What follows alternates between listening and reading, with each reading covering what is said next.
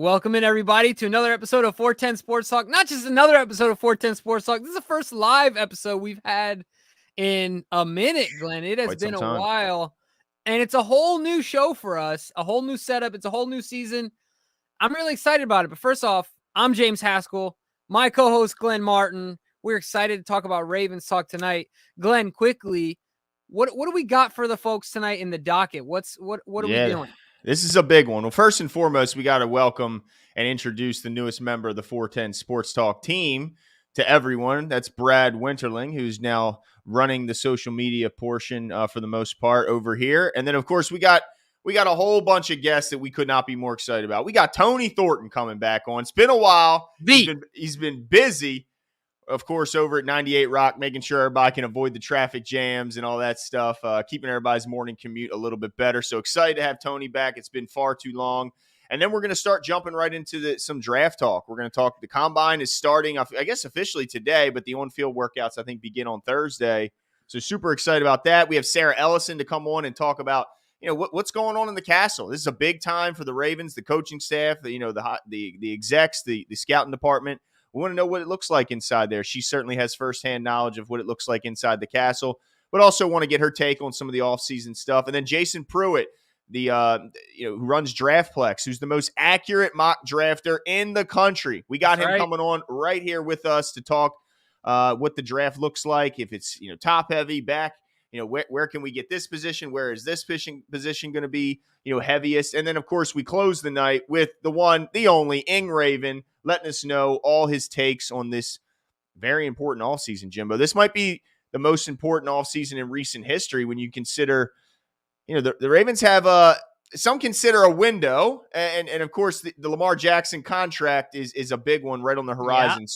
This is a big season for the Ravens. Yeah, and we're so excited to bring all of those guests to you guys tonight, and I'm grateful that they're able to come on the show. And if one of them happened to flake, you make sure you flood their social media mid-show, and so their phone is just going off nonstop. All right, there you go. But we have a few announcements, big announcements. You guys see the new background. That's all thanks to Brad. We're gonna have him come in here in a second. But I just want to announce a few things that, man, I don't think we could be more excited about. One, that is one of our new sponsors, and that is Prize Picks. DK later on in the show is just going to have the URL. It's the landing page with a promo where they will match up to $100 of your first deposit. Use the link so that way you get access to the promo. Prize Picks is really awesome. Totally different than our previous with Symbol, where this is, you want to make some money tonight on some NBA games. You want to make some money on some curling. You want to make some money on some women's soccer in Australia. Like, they got all of it, right? So check it out. Really favorable odds, and we'll be doing it daily. But Glenn, I'm really excited to announce that, ladies and gentlemen, we've been doing this whole virtual thing. It's been a long ride. COVID has been crazy, but we officially have a studio. We will be coming to you live. That's right. From the Friends and Family Studio, local restaurant here in Baltimore and Fells Point. So in the beautiful Fells Point area, if you're familiar, we will be hosting the show there at least once a week, if not two times a week, hoping to have some guests in for you guys and do some really fun stuff there as well. But Glenn, let's get Brad in here without any further ado. Brad, what's going on, man? Hey guys, what's up? Nothing much, dude. So Brad is new, as Glenn mentioned. Yep. And this all transpired through a Twitter conversation, isn't that right? Instagram. All right. See, I can't even keep up with the social media stuff these days. The kids are into, But so Brad, that's right. Well, I'm getting there. Speaking of old man, one more thing. Shout out to my dad. He's 66 years old today. Congratulations. Right. Shout out. Papa Haskell is 66. Super proud of him. But Brad, talk to us about this. I have a few questions. How long you been a Ravens fan? My whole life. Your whole life. Nice. Well, easy enough. I guess when you're young, you're younger than what? 20, you're younger than 26 or 27. You can say that, right? Yep. Yeah, they've actually been here his whole life, which is pretty cool to see. But Brad, I mean, what's your thought? I mean, is this the biggest offseason that you can remember in quite some time for the Ravens? I think it is. Yeah, I do. I think it's really important to get some guys and build up for these next few years when like Josh Allen and Mahomes contracts are up in the 40s and Lamar's still a little lower. Yeah, absolutely. Yeah, this is going to be a big one. Now we got to know, Brad. Do you have any big time offseason predictions for your Ravens? I do have one bold prediction. Nice. I think that Eric DeCosta is going to make a big splash signing in free agency. I heard Glenn talk about this a few weeks ago. He thought the Ravens would be aggressive this offseason. Mm-hmm. So I got some reasoning for this. You look back last offseason, the most money we signed a free agent for was just $7.5 million. That was Kevin Zeitler. It was a 3-year, $22 million deal. 2020, the offseason before that, we franchise tagged Judon. That was $16 million. And then besides that, the most money we gave someone was $3.5 million to Jimmy Smith. So that's 2 off seasons in a row of Lamar's rookie deal. We're not spending that much money. I don't know what the issue was there. But then you look at 2019 offseason, Earl Thomas, 4-year, $55 million deal, $13.75 million average annual. And we also brought in Mark Ingram, $5 million, 3-year, $15 million deal. So we threw $70 million at free agents from outside teams. And we all know what happened that year. Lamar's MVP year, 14-2, best regular season record in Ravens history. So I just think that like the PTSD from the Earl Thomas situation has maybe rested for a few years. And Eric DeCosta maybe will start to realize that like he needs to go get someone for like maybe $15 million a year or something like that. So just like a few names you could think of. Zadarius Smith, if he's a cap casualty, that could be a big one, or maybe a trade. Marcus Williams, a free safety in New Orleans. Hassan Reddick, pass rusher from the Panthers. I like that. Tyrann Mathieu, possibly. You guys talked about him in a video. And maybe like J.C. Jackson from the Panthers, a corner. So that's what I got. Man, my man Brad came prepared, man. Had figures and everything, man. He's a whiz. And I like it. I think this could be the year that we see the most aggression out of this Ravens front office. I mean, why not? What are you waiting for next year when you got another huge contract on the books taking up most of your cap space? Why not this year? I 100% agree, Brett. Man, came with some facts. I know. So, Brett, I think to encapsulate what you're saying is that basically Eric DeCosta needs to get the old blazer out, dust it off, get the eyebrows on fleek, get out there and start pitching again. He was a scorned lover, had a little bit of a, he's been hanging out at home for a little bit, not wanting to get himself, hurt again, right? Yeah. But he's ready to feel again.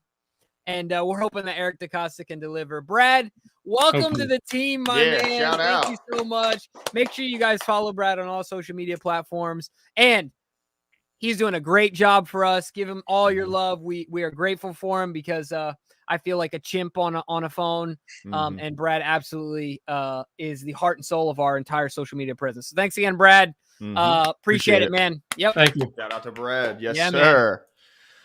Well, yeah, man. I didn't expect that from Brad. I didn't either.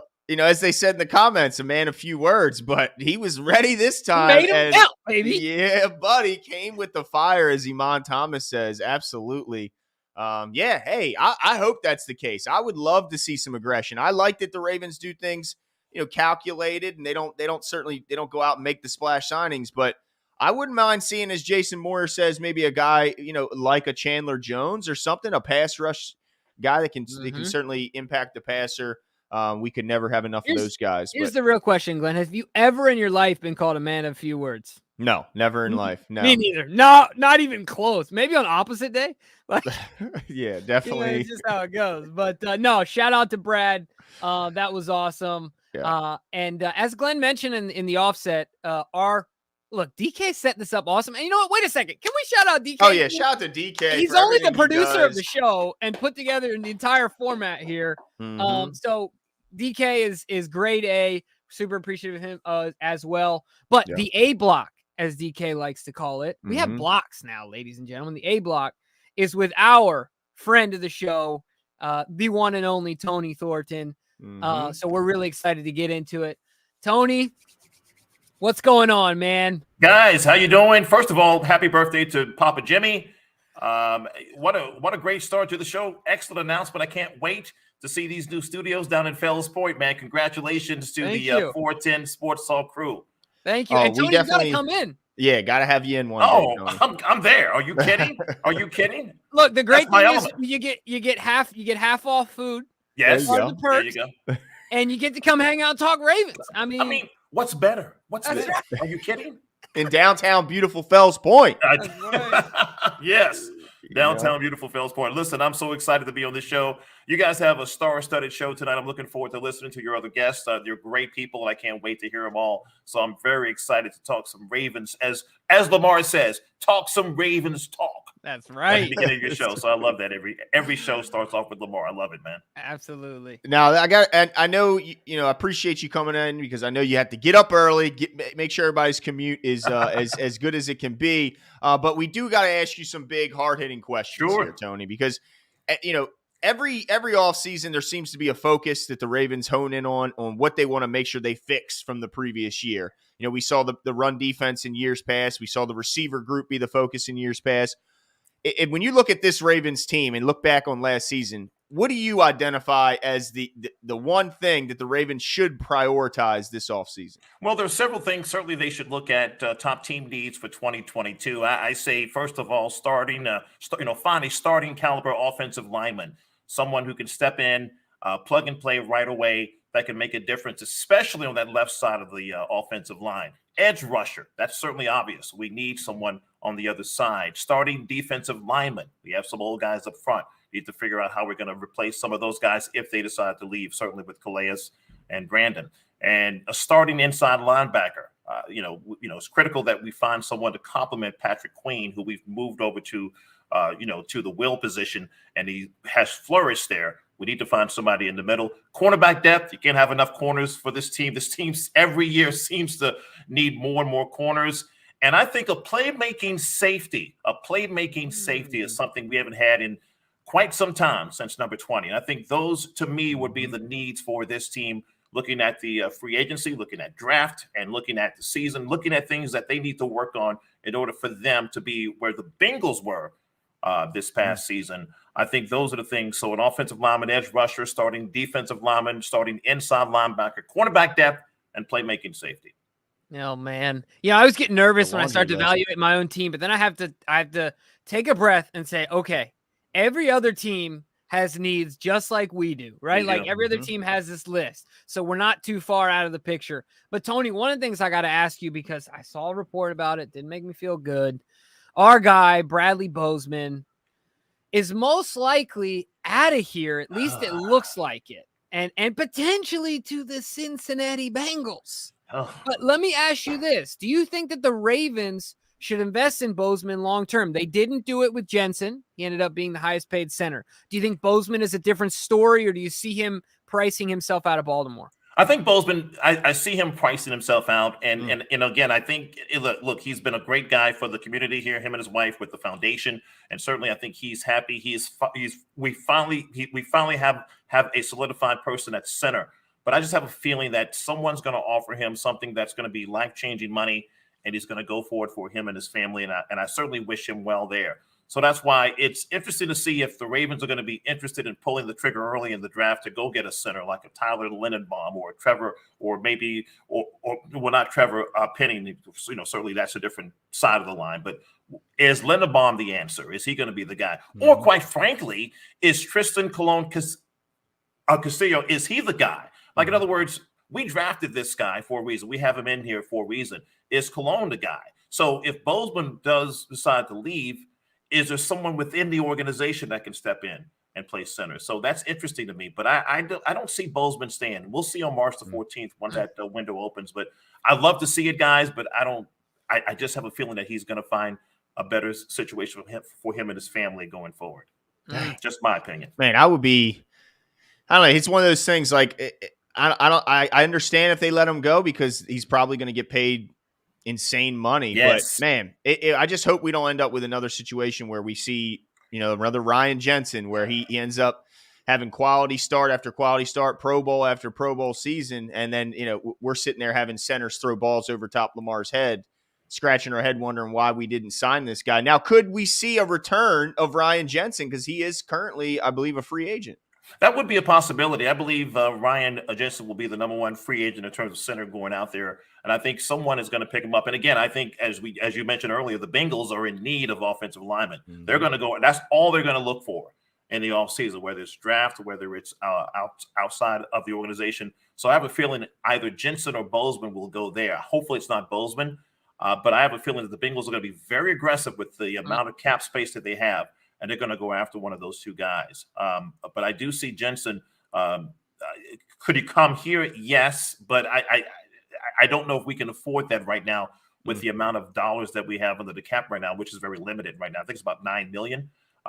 We'll have some more left certainly when we start releasing some of these guys, but I just don't see it, guys. I think we're gonna have to find the answer within the organization. All right, Tony. So I got a difficult question for you. Of the things you mentioned as priorities, just like I don't know if this ever happened to you, but I know this happened to me at Christmas. Like I'd circle 1,000 things on the magazine and be like, "Mom, I want all these things," and she'd say, "Pick 2." Like yeah, I know exactly. So I'm gonna ask you the same question, Tony. Like if you got 6 or 7 of those priorities, what are your top 2? If you know you're only gonna get 2 things, what do you see? I tell you right now, edge rusher and playmaking safety. Those are the 2 things right now I think we need to really focus in. And one of the reasons is that the offenses that we see now in the AFC, high powered, whether it's the Mahomes-led Chiefs, the Josh Allen Bills.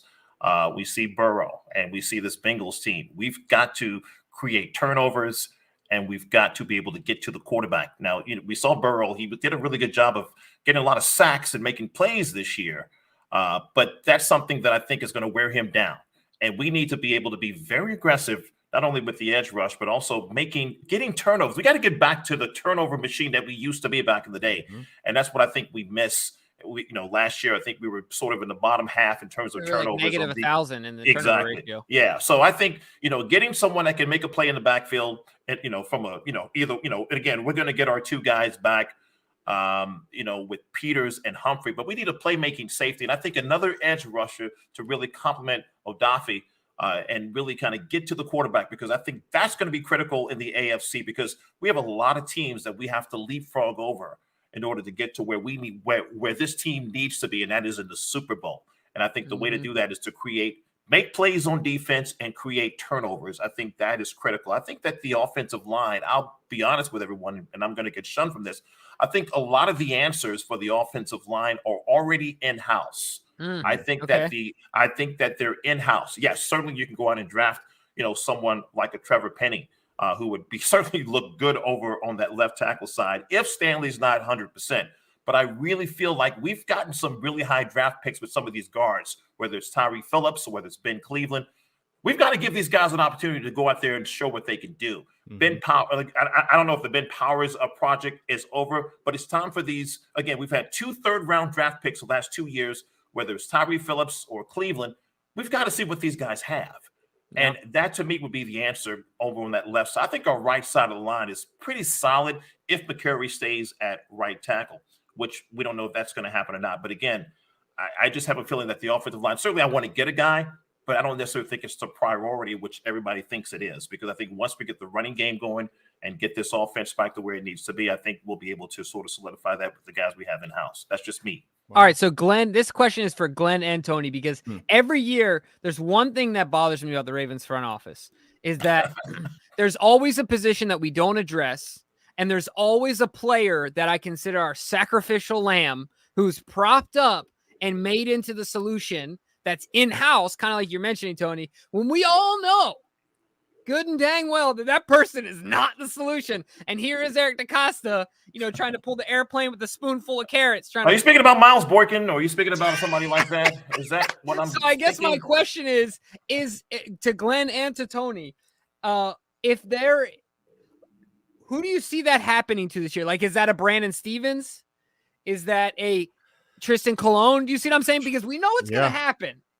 Yeah, I think Brandon Stevens is a big one. If they can't find the answer at safety, then they're going to hype him up, which I thought he played well, and I think there's reason to be excited about him.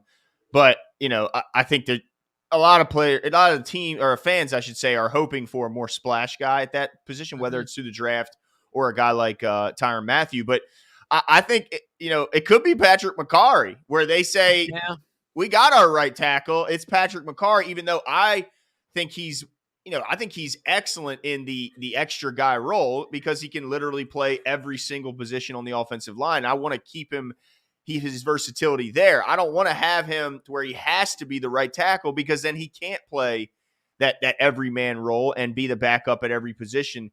So I'm hopeful that they find someone that can be the every down and every day starter at right tackle and let McCarry be the emergency guy. But I could also see them, if they don't find their guy, hey, McCarry's our guy, and we feel really good about him.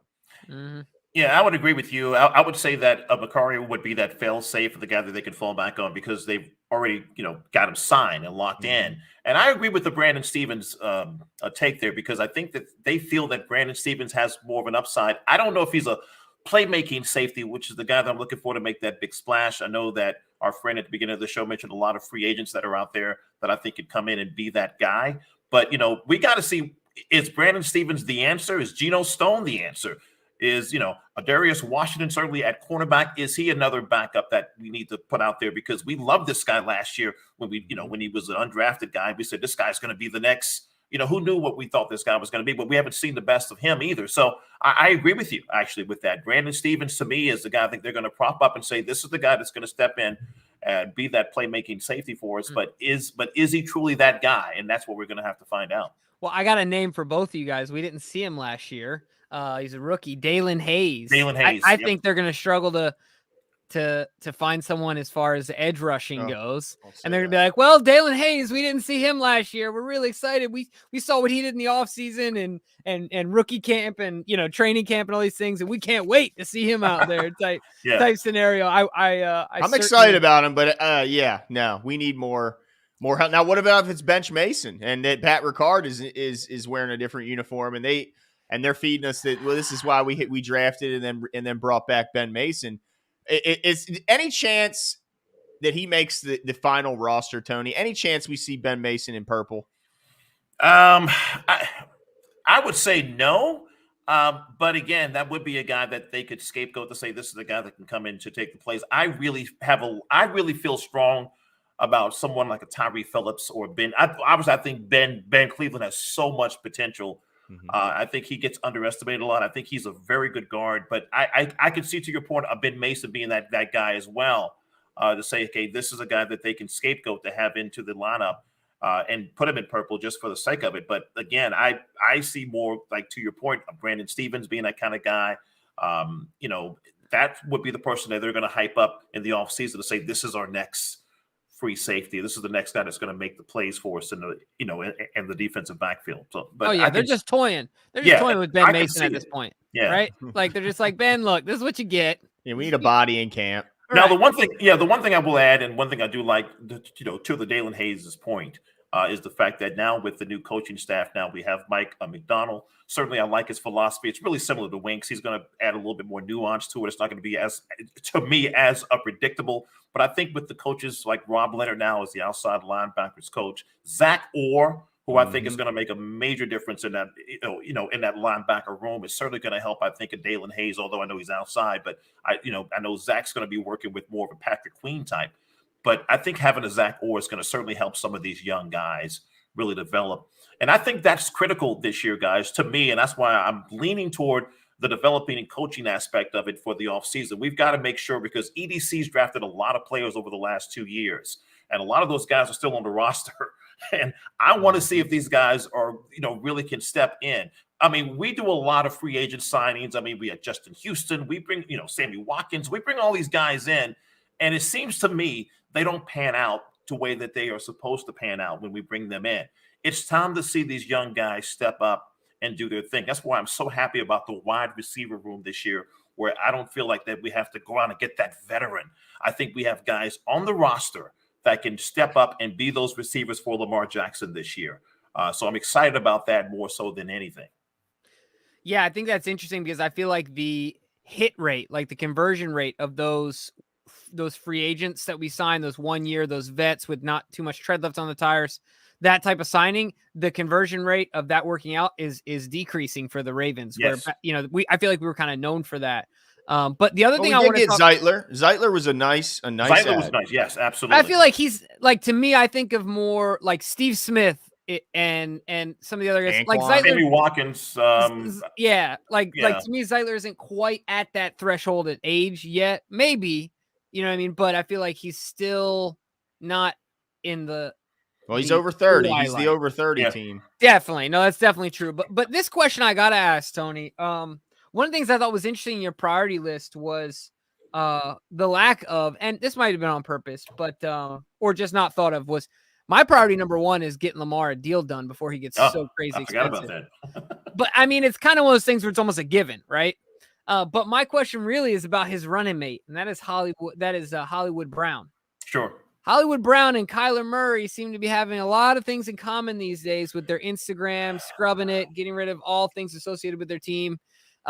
What's your take on that with Hollywood Brown? Do you think that it has to do with a contractual tension between him and the Baltimore Ravens? I think it does. I think that they had some talks maybe 2 or 3 weeks ago.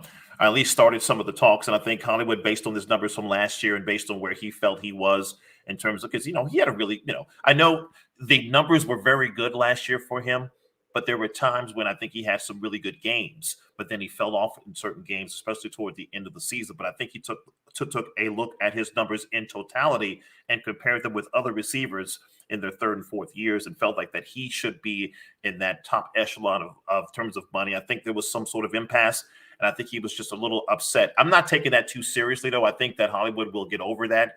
And I think that what's critical is that Lamar Jackson, to your point, if there is a move right now that needs to be made, it needs to be an extension, because that's certainly going to do a couple things. A, it's going to solidify the fact that we now have our franchise quarterback, which we know we have, but it's going to solidify and make Lamar feel better about what he's doing going forward in the offseason. Although I think Lamar doesn't really care at this point. He just wants to play.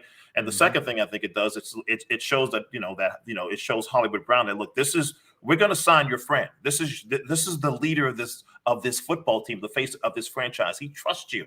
And I think that Hollywood Brown will get over it once I think they start with some of these OTAs and really get involved.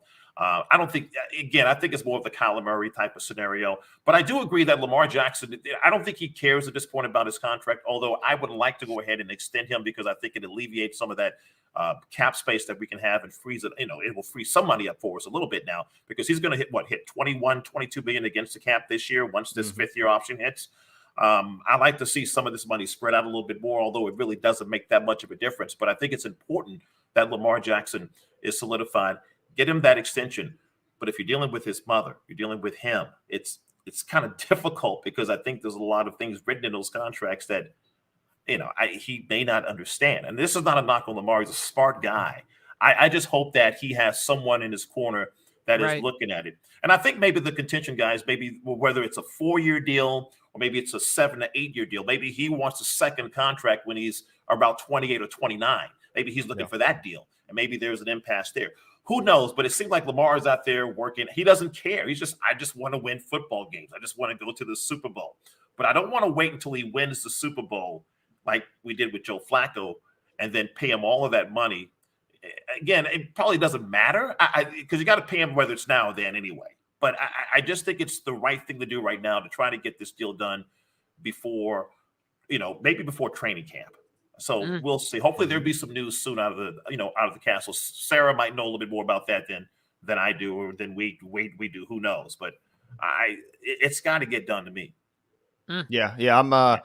I'm starting to become a little bit more nervous about. I thought this was a foregone conclusion. I thought it was a formality. It was when and not if, and now I'm starting to get a little more concerned that we're leaning towards the if and not just the when. So hopefully something gets done. I did like seeing there was a little snippet of the upcoming episode of The Shop with LeBron James where Lamar is talking about Coach and talking about how cool of a guy he is. That was cool to see. It's funny. He loves this. He loves playing for Baltimore, and the Ravens love him. It's so interesting that the organization, you don't hear any riff about any sides here. it's all about the love and about the respect and the admiration that each side has for one another. Even EDC during his presser at the end of the season, he was like, hey, we talk, we have these conversations. I'm in contact with him. We have good talks. It's really, I think he's saying it's really up to Lamar. Like, I'm waiting for Lamar to say, hey, let's make this happen. And I think he's waiting for that. So it's a very unique situation. But to your point, Glenn, I think it's going to get done. I would much rather have it get done sooner than later, though. I think the most important part of that conversation is to remember that Lamar Jackson was on 410 Sports Talk before he was on LeBron James show. Just remember that. I mean, come on, guys. That's right. You heard it here first. That's right. Appreciate Asmodeus for the McBanger lovers out there. $2 is all you need to make your McBanger dreams come true. Appreciate it, Asmodeus. My stomach is turning. Just thinking about it, right? Just thinking about what that would do to you. Man, it's been years. So yeah, it would be devastating. But yeah, I mean, well, first of all, we got to ask one last question before we let you go. The rival has always been, it's been the Steelers, but with Big Ben going, the old guard is now, he was the last of the old guard. It is really now TJ Watt's team, which I guess he's enough of a guy that you can root against if you're a Ravens fan. I know Jimmy it certainly enjoys it, but yeah, the body blows, I'm sick of all of it. The uppercuts. How can you forget the Lamar Jackson stiff arm a couple of years ago? Remember that play? Love that one. Yeah, that was awesome. Right. Yeah, it was beautiful. But do we now have to shift our thoughts of who is the primary rival to now the Bengals for the foreseeable future, with the Browns going through what they're going through and the Steelers in a quarterback transition? I think so. I really think so. I think the Steelers will continue to be that rival that we hate. I will tell you that I would expect to see both Bengals games this season on national television sometime, whether it's the opening Monday night game, I will expect to see both of those games there. I think the fact that the Bengals are continuing to be, they have the youth on their side. They have a dynamic wide receiver. They have a dynamic quarterback.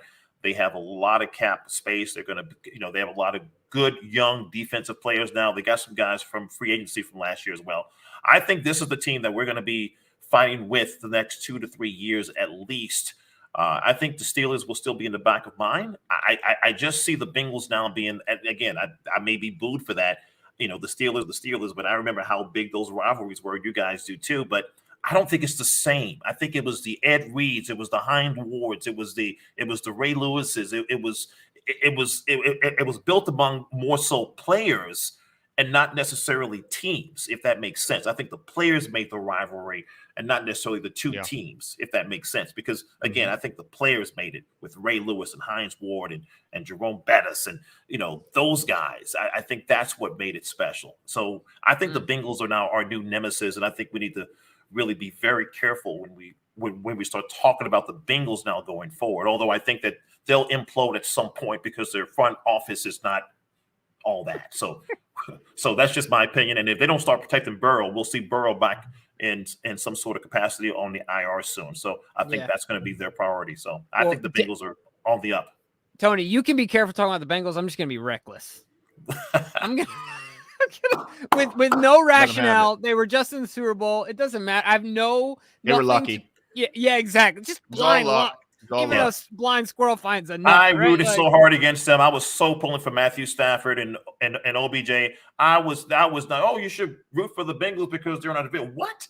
I said the Rams. No, I don't want to see the Bengals. It's not fair for the Bengals to win before we do. So no, it was good to see not it. Fair. It wouldn't be fair for Joe Burrow to win the Super Bowl before Lamar Jackson. It just wouldn't be fair to me. I couldn't sleep at night. So it worked out. But again, they're going to be a formidable team, to watch out for, no question. Once they get that offensive line together, which I think they're going to work on, that's all they're going to be drafting, and that's all they're going to be looking for. I think they're still going to be a very good football team, and a lot of the odds makers already have them winning our division again next year. I mean, I'm not surprised. No. Yeah, they got young talent, young head coach who looks like he finally figured it out. Well, I guess he just finally had the groceries enough to make the meal. And except on the 3rd and 1. And they gave him a shot. They waited. They didn't fire him after the first couple of seasons, which they could have done. They said, let's ride this out and let's get Burrow healthy. And it paid off. And then when they drafted Jamar Chase versus an offensive lineman. I was like, that's a mistake. I thought the same thing. That was horrible. And then look how it turned out. So I think the Bengals, to me, and we look at our games from last year, guys, those are our 2 blowout losses. I mean, so again, I like what they're doing, but I still don't like them, if that makes sense. There you go. That's what I like to hear, Tony. Tony, thank you so much for joining us, man. Huge shout out. Tony Thornton, as always. It's been too long, Tony. It's been a lot of fun. It's been a lot of fun. I'm looking forward to to your next guest and seeing, because I know they're great guests, and I'm looking forward to hearing those guys. And I thank you for having me be a part of this show tonight. And I'm looking forward to seeing you guys in studio soon. Absolutely. Yeah, tell Bobby we said hi. Tell Justin, Scott, Spiegel, all those at 98 Rock. We said what's up, and I will continue to listen to you, keeping the roads a little safer out there. You will hear me tomorrow morning, bright and early. You got it, man. All right, Tony. Have a good night, Tony. All right, same to you guys. Thank you. Yep. Man, that was fun, man. It's been too long since we've seen our guy, Tony. Miss Tony, man. Such good stuff and absolute blast. Glad to hear things are going well for him. Look at Asmodeus, dude. Asmodeus Stenotis for your KFC needs, not Korean fried chicken. Just a side note, KFC now has plant-based chicken tenders. So your boy is back in KFC. I haven't tried them yet, but I'm going to give them a shot. I try and stay away from that stuff, but I got to give it a shot, right? I don't blame you. Gotta give it a shot. Yeah, I mean, it's plant-based. You got to try it and see if it's any good. Yeah. But yeah, so thanks again for Tony coming on with us. It's been a long time, and that was cool, man. That was cool. We got a lot more to get into, though. This is really just getting fired up.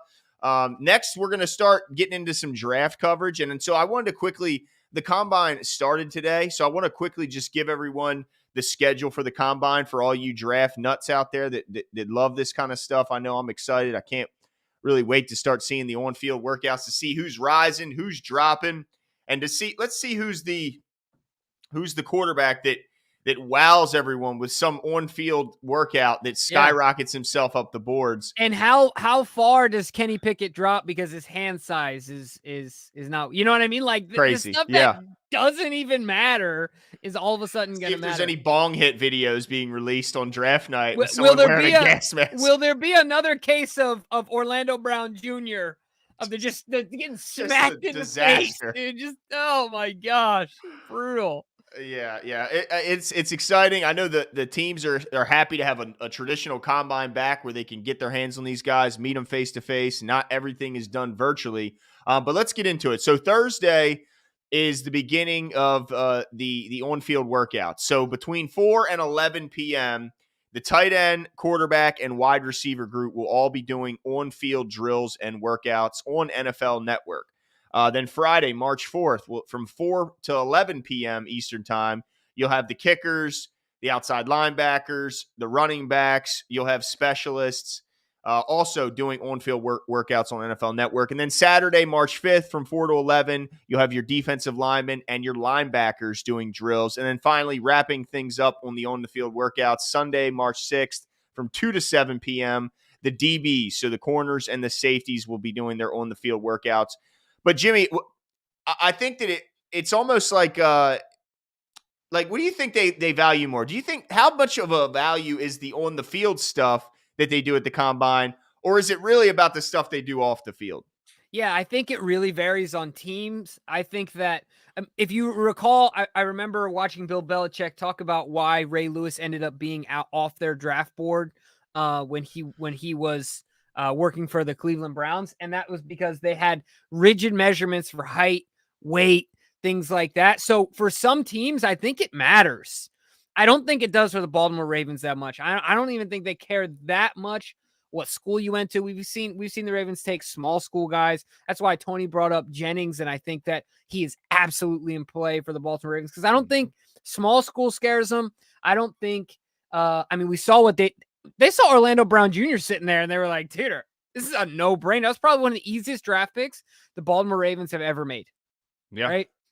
So I'm saying all that to simply say, I think the off the field, the interview, the not only the moral fiber, but the mental makeup, the emotional maturity, and EQ, right? So your emotional intelligence, right? Like all those things. EQ. Yeah. Yes. So EQ certainly went right over my head, bro. Certainly, I think that all those things really, really matter to the Baltimore Ravens. Like I said, I don't know if it's the same for other teams. I think some other teams get caught up in the sexy numbers, but I don't think that's the case for the Ravens. What about you? Yeah, I think I agree with that. I think they more so want to. This is where they start putting that culture thing together, and they talk about how the personality truly matters. And I think this is where they start to get a feel for the guy's personality. Now, I'm sure they've done all their homework, asked all the assistants and anybody connected to the team at their individual schools what their input is. But at the same time, now they're leaving that safety nest that is college, and now they're becoming. Men and they're becoming their own business in the NFL. So I think that they want to get a hold of them. Of course, the medicals are extremely important. Want to make sure they do a deep dive if there's any medical issues that they're unsure of from any guys. But mainly they want to talk to guys. They want to take some guys to dinner, get to know them a little bit, and maybe see if they can. I wonder if the Ravens are one of those teams we hear about every year. There's teams that try and push the buttons of these guys, try and ask them sensitive questions to get a reaction out of them, to see if they are able, if they're hot-headed, if they're cool under pressure, if they're competitive. They ask them all kinds of odd questions. I wonder how the Ravens are when it comes to those controversial questions to try and really, get a guy fired up. But I think they're excited to be there. And also, Jimmy, how much do you think like the agent to GM talks, like how much is this really a preview for free agency where agents get to talk to GMs about their clients? Huge. I mean, this is like the ultimate mixer for this has got to be agents Super Bowls, right? Because they're Super Bowl, right? Because they're working with their incoming clients, prepping them, watching them, coaching them, walking them through this entire process to where they can put their best foot forward. But at the same time, like you said, rubbing elbows with GMs and front offices of other teams to get their guys paid. I think that this is going to be really interesting. And look, when you guys are watching, as the camera pans, if you see Eric DaCosta, if you see any of the Ravens front office, if you happen to recognize if you got it like that and you know who agents are, like see who they're associating themselves with, see what teams, see what coaches they're talking to as well, as far as the players participating in the combine, the rookies, that is. You're absolutely right. That's going to be so interesting to see how that plays out. Man, I can't wait till obviously the combine. I can't wait till March 15th or 14th. Let me ask you this though, Glenn. Combine question in general. Any statistical outliers? Do we see for example, do we see the 40 being broken this year? Do you think? Do we see the bench press? Do we see, anything come to your mind as far as possibly happening this year?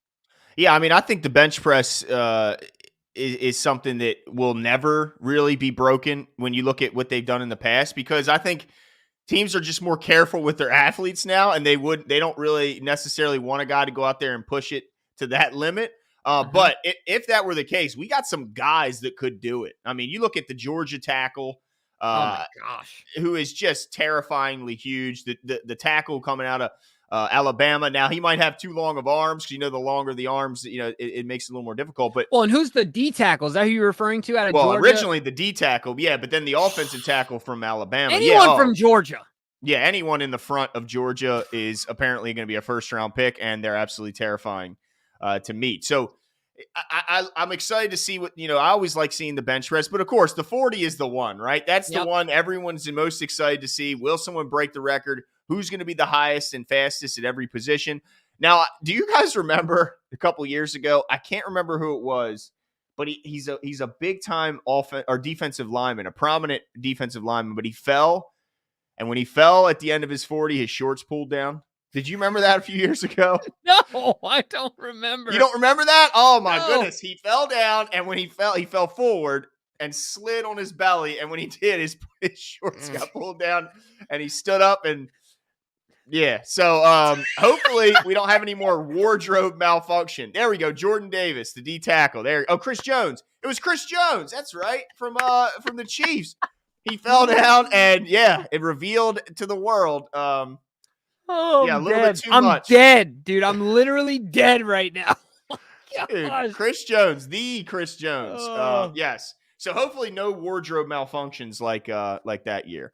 Oh, geez whiz. Moving on. But let's talk some more stuff in the NFL, Jimbo. Yeah. I got to ask you a couple questions. Yeah, for sure. There's QBs on the move, Jimbo. We talking Aaron Rodgers, Russell Wilson possibly on the move, Derek Carr. Can you add Kyler Murray to this list now?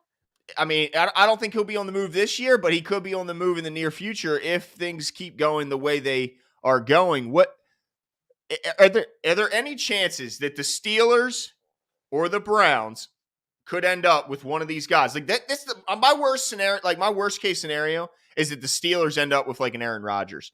This should be your worst case scenario. The Steelers get Russell Wilson. The Browns get Aaron Rodgers and Devontae Adams. Oh, that would be horrible. And they have the need and the cap space to do that. Yeah, it'd be a serious problem. And I'm not putting that idea to bed. Now, Russell Wilson said today he doesn't want to play for a team out east. Now, he was specifically asked about the Washington Commanders. I know. Now, yeah. It's hilarious. So, and now we can call them the commies, which is great. Anyway, I see it more likely that Russell Wilson goes to the Steelers than Aaron Rodgers leaves Green Bay. I also see it more likely that Aaron Rodgers, actually, I'm going to walk that one back. If Aaron Rodgers does this whole big goodbye and does all this and still stays there, I'm just going to call it. He's the most attention-grabbing bait. Oh, right. I mean, you can't say I was going to say, right. I was going to say maybe it's more likely that he retires than that he actually goes to another team. But is there any way that Aaron Rodgers ends up in his hometown? Or is he still upset that the Niners didn't draft him? If the Niners go out and sign Aaron Rodgers, I would be stunned. How much did they give up to go get Trey Lance? They gave up how many first rounders to go get Trey Lance? So you're going to turn around and then sign A-Rod and then Hall of Famer. Let him walk? What are you going to let Trey Lance walk? No, you sign him for 1 year. Like, does Aaron want more than 1 year? Oh, I'm sure. I mean, he's still playing. He's back-to-back MVP. Yeah, but how long does he want? Not is he able to? Does he want flexibility? Yeah. Yeah. I guess that's possible. Could you see him plug in Tampa Bay? You know what? I think the Tom factor hurts Tampa, and I think the Peyton factor hurts Denver. Because do I want to be a guy who followed in the footsteps of what Tom did, or do I want to kind of storm my own path? And the same can be said with Denver and Peyton Manning. Do I really want to repeat what Peyton already did for Denver? He went there late in his career, won a title. I think both those moves hurt those teams, actually, in attracting big-time free agents. And then, yeah, that's actually a really good point. And to that notion, speaking of following legacies, and Aaron Rodgers leaving, is Jordan Love just toast at this point? Is he chopped liver? They have no belief in Jordan Love at this point, right? Because they're now at the altar of Aaron Rodgers, right? They're at the altar. They've brought all of their anti-vaxxing material to say, Aaron, we believe in you. We follow you and we love you. Stay here, right? Please stay. Yes. He called that bluff. He was like, basically why this is where it all started. It all started when they decided to not draft a guy that could help Aaron Rodgers, but instead draft a guy that's going to replace Aaron Rodgers. And of course, he's fallen flat on his face, while Aaron has been only the MVP of the league since Jordan's been drafted. Asmodeus says, smash that like button. 55 likes with 160 viewers. Smash that like button. We can't agree. Look, Asmodeus the Notice is bankrolling the show tonight, dude. He's just bankrolling us. We appreciate it, man. Oh my gosh. I wanted to talk to you about something that Tony touched on, and that is the changing guard in the AFC, and even more specific, the AFC North. Yeah. Talk to me about what, objectively, where do you see who do you consider as the new wave in the AFC, and where do you see the Ravens in this mix? Oh man, I don't like what the Bengals got going on, because the Bengals are scaring me. I mean, I'm just gonna call it what it is. I can't try and put on this fake bravado that I'm not nervous about the Bengals and what they got going on. Okay, they got enough for both of us. They got a ton of young, ridiculous talent, and let's be honest, if they fix their offensive line, which by the way they have plenty of money and draft picks to do so, that's really their only weakness. I mean, it really is. I mean, they can supplement and they can get deeper elsewhere. And I'm sure, the first place schedule they're going to be facing, and they can't be as lucky as they were this season when it came to injuries and penalties. So there's going to be some changes to them, but they're still extremely young at every important position outside of maybe corner is really it. And they could fix that this year by having a corner heavy draft and then shoring up the offensive line through free agency. I'm nervous about it. They got a young head coach who, is from the McVay tree, and that McVay tree is looking more and more impressive every year. When you look at what Green Bay's doing, you look at what they're what they're doing. They got some talent, man. I'm scared of them, honestly. I'm a little scared of them going forward.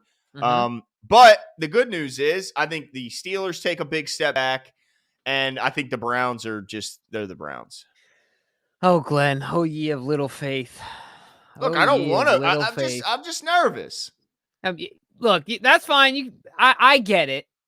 Your nervousness is rational. Like I can follow your logic. However, I think that the job is only starting for the Cincinnati Bengals front office. We don't actually know if they're any good. Think about this. Phil Jackson they went to the Super Bowl. Hold on. Hear me out, okay? All right, go ahead. My bad. Was Phil Jackson not one of the worst at his job as a member of the Knicks front office? Oh. Garbage, horrible. Right? He was sleeping half the time. He also drafted one of the best players in that draft in Kristaps Porzingis. Yes? Yeah, but he is on his third team already. Yeah, but Kristaps is a player. He's a player. An individual. And so I'm trying to draw a comparison. All I'm saying is that there's some look, they've done well in the draft. They've hit on a couple players. Joe is a player. Jamar is a player. Like, there's no denying that. But the reason I'm saying that the job is only getting started is because all these guys are going to have to get paid. You're going to have to maneuver relationships. You're going to have to maneuver egos. You're going to have to maneuver money. You're going to have to start working out of the bottom of the draft. You're going to have to start working with, maybe not this coming year, but eventually you're going to be like the Ravens where you're picking low in the first round. If you're lucky, you're picking low in the first round and you don't have a ton of money because you're up against the cap. Because that's what it takes to contend in the NFL. So for me, until you can sustain that, the job really hasn't started yet, right? Like, I feel like, yeah, you're in the game now. You see what I'm saying? And they didn't win a Super Bowl. Like, they went really far and had a great season. But really now is where it starts. Yeah. All the eyes there's no more house money. There's no more house money. They got expectations to fulfill. They got, an owner is going to be looking at them like, dude, we just went to the Super Bowl. You're asking to get paid more money and you're playing worse. Mm-hmm. So I just think that when you got expectations, it can change the game up here. Right. And so it's going to be really interesting to see how that front office reacts. They'll definitely be tested. So that's why I'm not super concerned, because I don't know if they're battle tested yet. Yeah. And there certainly is something to be said for the difference in mentality when you're now the hunted, when you're now getting everyone's best shot. Exactly. As opposed to maybe surprising a few teams with some, maybe early on, people were like, man, it's still the Bengals. And maybe at the end of the season, they were being taken far more seriously. But I guarantee in the beginning, in the initial, look, they were picked by everyone that I saw to finish last in the division. Maybe third was the highest I saw, and that was when they thought the Steelers would take a huge step back. So everyone was surprised by the success of the Bengals. Mostly everyone had either the Browns or the Ravens winning it. So we'll see what happens. You don't want to wish injuries on anyone, but it's no doubt that they were extremely lucky and fortunate. Yeah, absolutely. So, no doubt. But with a young core, a lot of guys got to get paid at the same time, right? So you pay all those wide receivers, and then Joe Burrow keeps leading the league in sacks. That's a problem, right? So it's certainly going to be interesting. And the NFL has set it up to where parity is the name of the game. It's just, it's very highly unlikely you run into another Tom Brady situation who's married someone who's like 30 times more higher than him in net worth. Right. So like everyone's going to go get everyone's going to go get their bag. Pays to be good looking. Gosh. So jeez. Yeah, no, for sure. It's certainly a unique situation that Tom Brady was in. I don't see it happening anytime in the near future. And also, look, they could go out and get Ryan Jensen, and the fan base would feel like, wow, we just shored up the center's position for the next few years. He's an older guy. Things could go south. So there's still a lot of things that could happen. They could spend a bunch of money on him. He gets a back injury. Anything could happen that could change things. We could see a rash of, like the Ravens. They had the best running back room, in the league, in our opinion, and all of a sudden they lose all three in such a short stretch. So things can change quickly, change on a dime. But yeah, I mean, they're still going to be a force to reckon with, dude. They are no joke. And as much as the Browns have Baker Mayfield, look, hey, did you hear? Baker is progressing faster than even expected in his rehab. What do you think about that, Jimbo? Well, what was expected? That's the real question. That's what I saw the report. He's recovering faster than expected. Like, really? That's what we're doing? Oh, God. That's your guy, Jimbo. That's your guy. That's right. Well, when expectations are about this high, and you exceed them, it's like when you go from 2 to 4, it's like, I've doubled my production. Well, your production was only 2. So, like doubled in sacks. Okay, great. But speaking of not liking the Bengals, I'm really excited to bring our next guest because Sarah Ellison is going to be joining the show. And before she joins, I just want to say that, it must have been, there's probably not too many times in Sarah's life where she's rooted for a former member of the University of Utah football team to win. And I'm assuming that she was rooting pretty hard for one in the Super Bowl in one Eric Weddle. Sarah, we're excited for you to come on tonight. Looking forward to talking to you about Ravens stuff. But how did you enjoy seeing the Bengals lose in all of their glory, Sarah? It was delicious. It was definitely delicious. I mean, honestly, I didn't have a big horse in the game. I mean, in the race, I just wanted a good game mostly. But of course you look, because, oh my gosh, Bengals fans were getting a little annoying there a little bit. So that was nice to knock them down a little bit. If I would have liked nobody to win except for Eric Weddle. And yes, that was strange or it's not strange. He's been a Raven. It's whatever. Sure. That's in the past. But yeah, I was very happy for Eric Weddle. Absolutely. Yeah, how about the toughness? He tears his pec in the first quarter, straps a brace on that thing, and goes out and continues playing. That made me think of Michael McCrary. Do you remember that? Oh, with the cast? Didn't he need his finger amputated later on? That's Ronnie Lott. That was Ronnie Lott. Okay, I swear I thought it was Ronnie Lott. Yeah. Look at I'll that. have to figure Asmodeus says, y'all bringing Miss Sarah too for your tacos. Asmodeus has been providing us all of our meals this evening. He gave us some McDonald's money, some KFC money, and now he's getting us some taco money. So appreciate it, Asmodeus. Thanks a lot for the donations. But Sarah, I got to know what's going on. So I know you were in the front, you were in the castle for many years. So what is, I know there's not a ton of player activity going on at the castle right now. So when the combine and the off season is really at its height, what does the castle look like? What is there just like a buzz in there, or is it relatively empty and quiet? Oh, it's pretty empty and quiet. I mean, you'll have some players that stick around in Baltimore in the off season. They'll come in early for workouts. But this time of year, they're mostly out trying to regroup and get some energy before they come back big time. And, right now, a vast majority. So the players are all out. So you still have, the business side, and you've got coaches and scouts. But right now, most of those guys are down in Indy. So it's pretty quiet this time of year.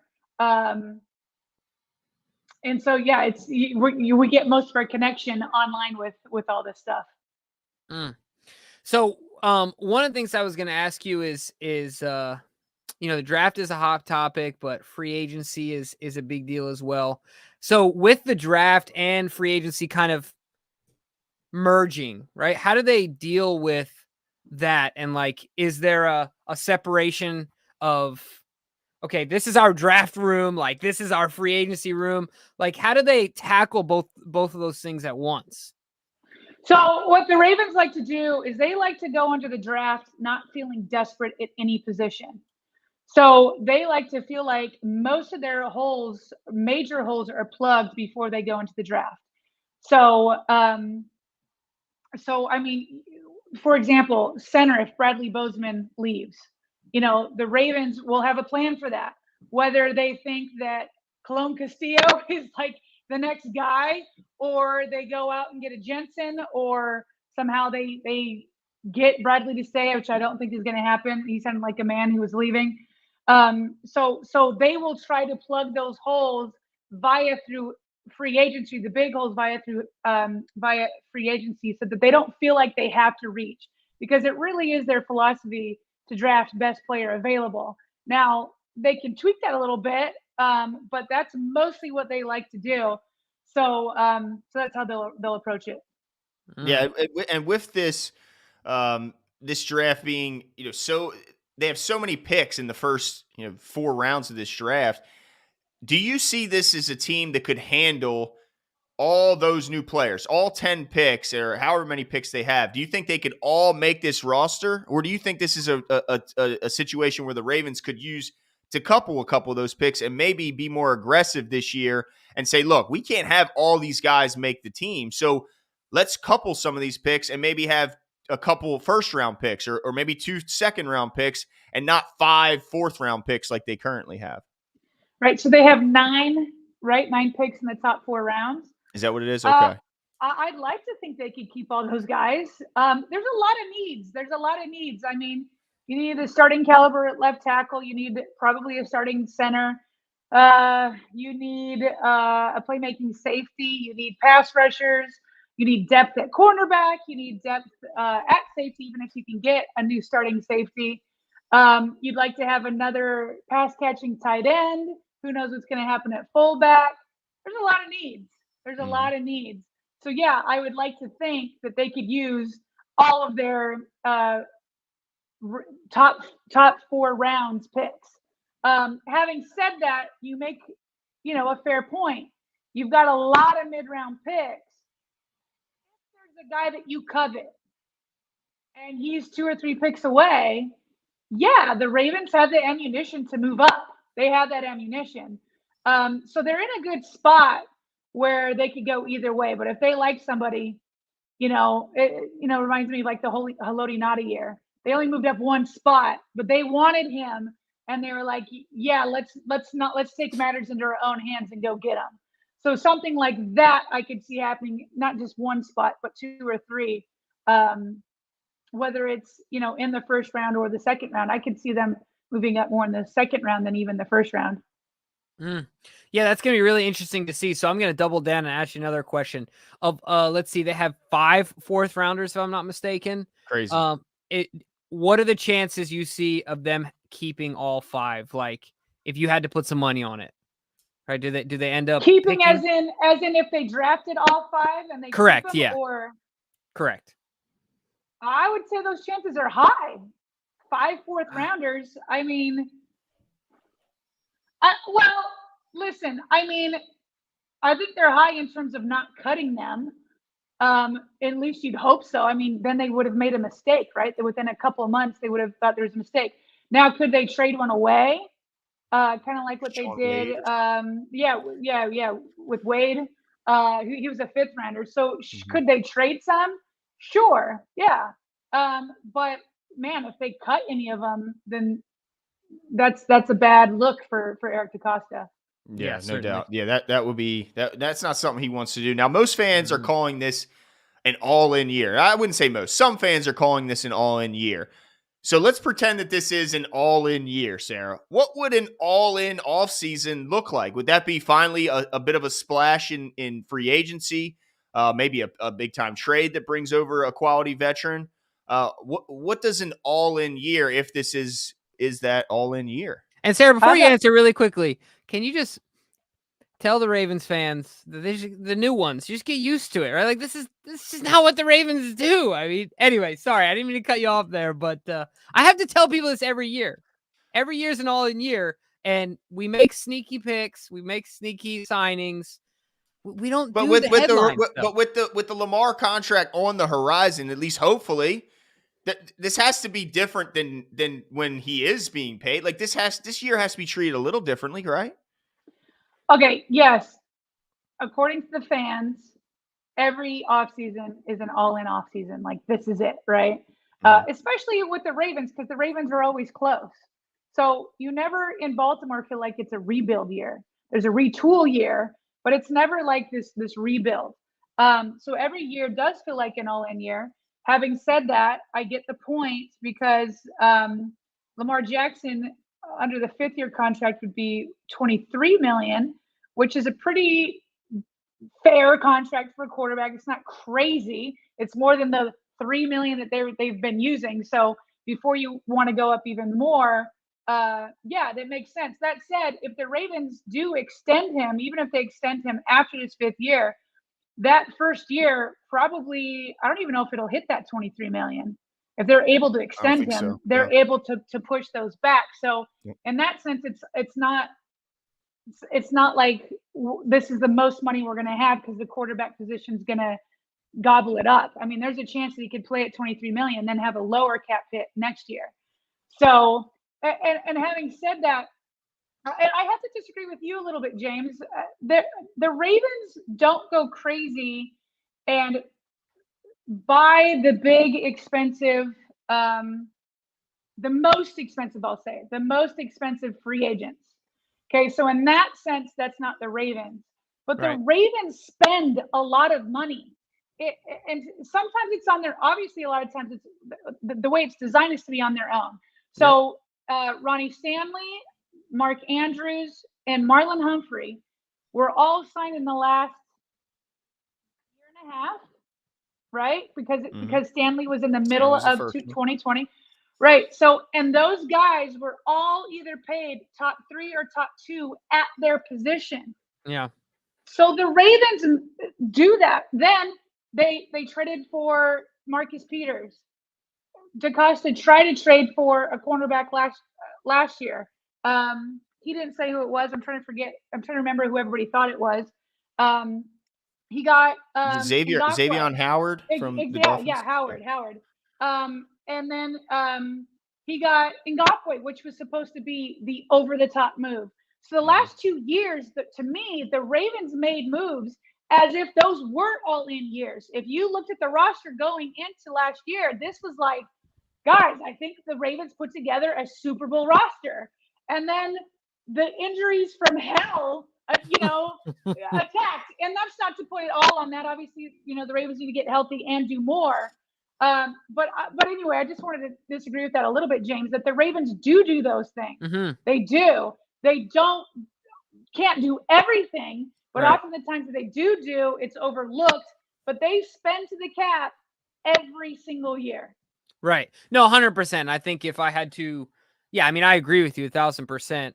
It's very rarely going to be the number one receiver on the market. The Ravens are generally not gonna go sign, right? Like a lot of people were talking about the Galladay move, the Giants, and connecting him to the Ravens. It's like, okay, this is not gonna happen. Just because it's not, like you said, it's our system is not designed to do that. We sign our own. But I will say, at least from what I see, maybe you guys can tell me. To me, one of the biggest talked about free agent that Ravens fans want is Tyrann Mathieu. Right? Mm-hmm. Do you guys see a bigger name in free agency pushed around more? That I could see happening. I think the Ravens will have. They're around. Depends on what salary cap website you're looking at, but they're anywhere from $7 to $9 million right now. They're going to be able to free up a lot more, and they will. They're going to do some cuts that will free up a lot of money, and they could do some extensions. So I do think that they will have enough cash to do one decent move, not paid number one on the market, but I could see them getting Matthew if that's who they wanted. I don't know who they want, but to me, they do need a safety there, and he would be a logical fit. I think he'd get a decent contract, not one that would blow up the market. So I could see them doing that, and then do a couple more modest moves, and then the rest is really going to have to be through the draft. So anyway, a mid-market move within the first couple of days of free agency, I could see them doing. So we've been talking about the draft a lot. I want to ask you this. What are there any guys, are you at the point right now in your off-season prep that like you started looking at some guys and you're pegging them to the Ravens? Are there any guys out there that maybe are already in the news that you like as well? And then on the other end of that, are there some guys out there that aren't really being linked to the Ravens or talked about that you're like, hey, keep an eye on this guy based on what you know about the Ravens and how they draft and how they evaluate players? So you're asking draft-wise, not free agency anymore. Yeah. So listen, okay. Here's how I look at it. The Ravens, the game of football is all about the quarterback position. The Ravens have their quarterback position.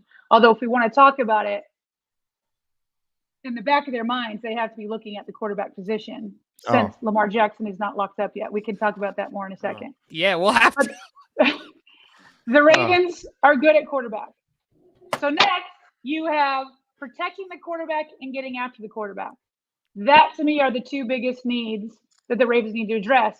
Now, at number 14, what I would like to see is them address a position where it's super high demand but very low supply, and that's offensive tackle. And the Ravens need it. Look, if the season started today, it would be Ronnie Stanley and McCary, maybe Juwan James. Who knows where he's at? That's saying if they're healthy. Who knows where Juwan James and Ronnie Stanley's going to be at? The Ravens need a tackle, and it's not often they're up at number 14. So, I think that Neal will probably be gone. Ickey will probably be gone. Hopefully maybe Charles Cross or Trevor Penning will be there. That would be great. So to me, that's what I want him to hit a position that you just can't go out and get in free agency. Hit a position that you can't, it's just not going to happen. So being at number 14 doesn't come around every day.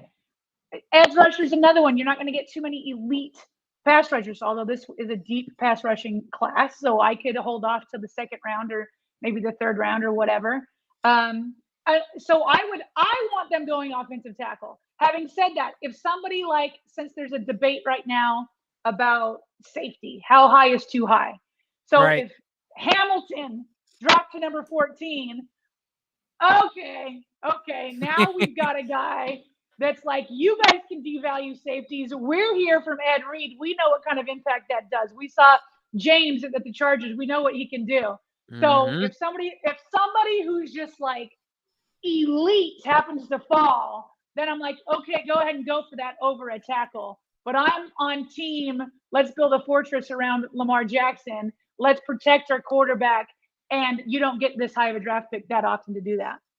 Now, do you have to, when you're at this combine, do you have to sit down with whoever tackle you may consider and say, what's your thoughts about playing the right side? Because we don't want to end up in another situation where he says, I'm a dang on left tackle and I'm not going to play on the right side and I can't let you make me. I guarantee they're asking that. I think I said this on here once. I can't remember, but after my intern year at the Ravens, I was in public relations, and the scouting staff had an opening. It wasn't to be a scout, but it was, support staff over there. And they asked me to apply for it because I didn't have a job beyond that internship. And so I did legit interviews with George Kokinis and DaCosta. Those are the two that interviewed me. Never in my life have I had a job interview like that ever. I'm like, is this what you guys do for players? Like, it was like, I remember getting red after one of the questions because I was like, holy cow, are they direct?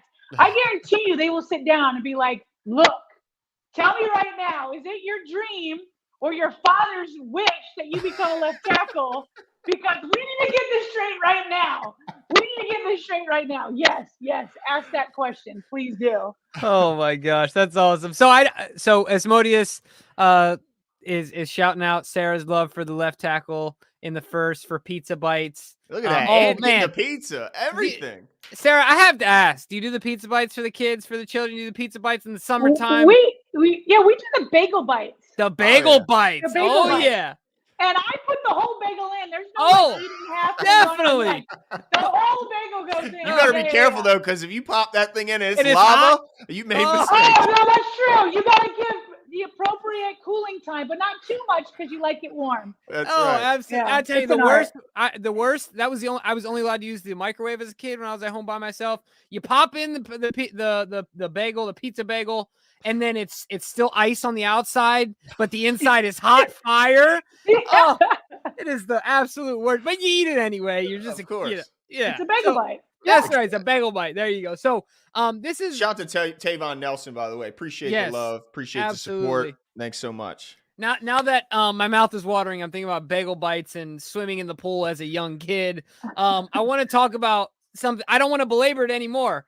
You talked about Lamar Jackson. I think that Glenn and I, and obviously you came on here with Q, and we had that conversation about, generational wealth and things of that nature. But in all actuality, I think that Lamar is okay with sitting and waiting, because I think that every time a Derek Carr gets re-upped, I think every time another guy gets re-upped, Lamar's Jackson price tag goes up and up and up and up. Certainly the stock market right now is dropping, but Lamar's stock is rising, in my opinion, every day. So what are your thoughts so far? Do you think the Ravens are a little nervous about what's going on with Lamar? Well, I don't think nervous is the right word, but I think that, listen, I agree with everything you just said. We saw it with Dak, right? Even if Lamar were injured, please don't let that happen. I'm so tired of injuries. But we have to explore all avenues, right? So even if he were injured, I think he comes back and he's still, like you said, going to be in that quarterback category where it just keeps rising and rising and rising. So I think that he knows he's going to get paid. So that's great. That's all on him. I think all Ravens fans want him to max out his earning potential. Okay, so now we have to look at it from the Ravens' point of view. Okay, as we know, Q came on here and said that Ravens gave him an offer. The next day, there was a next day or two, DaCosta had a press conference, and he said that he had met with Lamar. What would he say, about 5 or 6 times about his contract? To me, it'd be crazy that you met 5 or 6 times and numbers weren't exchanged, if not an offer. So listening to Costa, to me, just strengthened what Kadri had to say about them making an offer. So if you're the Ravens now, and we just talked about the Ravens with Ronnie Stanley, Mark Andrews, and Humphrey, they all got either top 2 or top 3 money. So I don't think the Ravens, this is me speculating, but I don't think the Ravens went into contract talks with Lamar doing anything less than top 2. And the only reason why I don't say number 1 is because Patrick Mahomes, for that $45 million, he has a 10-year contract. So that $45 million average helps that they were pushing that money back when the cap is just going to rise. My guess is that the offer was around Allen money. Okay. So let's say I'm correct. Let's say they offered him around Allen money. Lamar says no. So they're like, okay, we think we gave a fair deal. Maybe he wants more, and maybe we can give it to him after next year. But now it's in the back of our mind, Lamar could say no to us again. So we have to do the smart thing. We want Lamar. We're going to keep trying to convince Lamar. But in the back of our mind, I got to start preparing if Lamar says no to me again. Okay, and even if we go another route and say, well, what if the Ravens really did give him a contract offer that was below his value? Okay, then that means the Ravens have to be thinking in their back of their mind anyway for a quarterback, because maybe they're undervalued, or they just are like, maybe he's not our guy. I don't think that's what they think, but if you're a fan who's like, maybe the Ravens didn't give him a good offer, okay, well then that means that they probably are looking at quarterbacks. And under either scenario, they have to be thinking about a quarterback. Because either one, they don't think he's their guy, and I don't think that's it. Or number 2, they do think they're his guy. They offered him a fair deal, but he said no. He could say no again. Maybe he keeps watching the market, and after this 5th year, he's like, I want to go test the market. So the Ravens franchise him. Okay, well, he still wants to go. So now his number just keeps going up. So the Ravens have to plan for that contingency. And so I'm stressing James out. But that's what you have to do. A smart front office will do that. Now, I still think, while I don't think it was the formality I thought it was last year at this time, I thought them getting a contract done was going to be formality. I still think it'll get done, but I no longer think it's a formality. So that's why I think the Ravens have to go into this draft and any future draft looking at quarterbacks, because that's their job. They have to. So both things can be true at once. We want Lamar to maximize his earnings potential. We want the Ravens to be smart. We mostly want them to be together, but if it doesn't happen, where he gets his money elsewhere, then the Ravens have to be smart and look on. Let's hope they get a deal done. I still think they will. Oh boy, I would just be a salty baby if somehow, some way he's playing in a different uniform. I'm gonna be a salty baby about it, and I don't know who will get be in the target for my blame, but it's gonna start with the front office. But yeah, final question for you, Sarah. What is your take on the thought that, because I certainly have my own opinions on this, but the thought that Lamar is waiting to see what the Ravens will do, because as to this point, he's unhappy with the weapons and the surroundings around him, and that this is more of a, let me see what you guys got before I'm willing to sign, because that's the thought process amongst a lot of fans. Yeah, I'm not feeling that one. I understand where people are coming from. Listen, first of all, it's hard to read Lamar Jackson's mind. So I hate this game where we're trying to read him, because he's a private guy. He wants to be private. That's part of the reason why he doesn't have an agent. And so there's that part of it. But at the same time, the Ravens have invested 2 first-round draft picks at the wide receiver position since Lamar has been drafted. Mm-hmm. I recall, I need to go back and check my notes, but I'm pretty sure Lamar said he would like to have Hollywood Brown. Mm-hmm. So you've got 2 first-round draft picks, plus I believe the Ravens have drafted overall the most wide receivers out of anybody since Lamar has been drafted. Mm-hmm. So, and I don't think there's any greater asset than draft picks, especially number 1 draft picks. So I have a hard time believing that. And I think that Lamar likes it. And by the way, we have to consider Mark Andrews as a receiver. Because he's had over 1,000 yards. He was an all-pro. It's who Lamar loves to go to the most. So you've got 2 first-round picks and an all-pro receiving tight end. That is hard to me. And then you've got 2 running backs, even though they were injured. The Ravens got a second-round running back, and then they paid Gus Edwards so that he wouldn't leave. Now again, it's not a lot, but the Ravens have invested in weapons. They invested in his left tackle last year, who got injured. So it's hard for me to say they haven't invested. So do they need to do more? Yes, especially at the offensive line position. But I don't think that's what Lamar, again, this is dumb for any of us to try to think Lamar's thinking. But if I had to guess, which is the question, I don't think that's what he's thinking. I think more it has to do with the business side and the money side, and he should go maximize his earnings. Oh, man. Well, man, now I'm stressed. Yeah. Thanks, Sarah. My heart rate's all elevated. Do I still get tacos and pizza after all that? Where's our guy? Next time you're in town, look, just get taken away. All right, Sarah. When you're I'm not saying he's gonna leave. I'm just putting out scenarios. We have to think ahead. Look, Sarah, when you come in town and you come in the studio, we will have bagel bites and tacos galore. Yes. I'll have to make sure I'm doing a whole 30 right now, so I'll have it all saved up and I'll be able to eat all of that night. There you go. It's gonna be a lot of fun. Sarah, thank you so much. Yes, thank you. I think the best comment I saw was somebody said this is a very sobering take in reference to Lamar Jackson. So really interesting stuff here, but it is the reality of the situation. The hardest thing, I think, for all this, like you said, it's impossible to know what's going on in his brain. And it also makes me a little nervous to know that he might be taking advice from one Kanye West and Antonio Brown. That's also not the most, confidence building move either. I'm not super excited about that. But Sarah, thank you so much. Appreciate you joining the show. Make sure you guys follow Sarah, the best follow on Twitter for Ravens content. Thank you so much. Have a great evening, guys. Sarah, and we're looking forward to having you on soon. Appreciate it. Talk to you later. Yep. See ya. Nice. Well, I think, that was a bit of the honesty there. Wait a second. Can we just stop the show real quick? Hold on. Sherry, we're stopping the show for you, Okay, Sherry. Shout out to Thank you so much. My goodness, she Sherry. says, love when you guys have Sarah on and other guests on. Y'all are wonderful for doing what you do. Sarah's going to be asking for her cut in a second. I'm going to blush.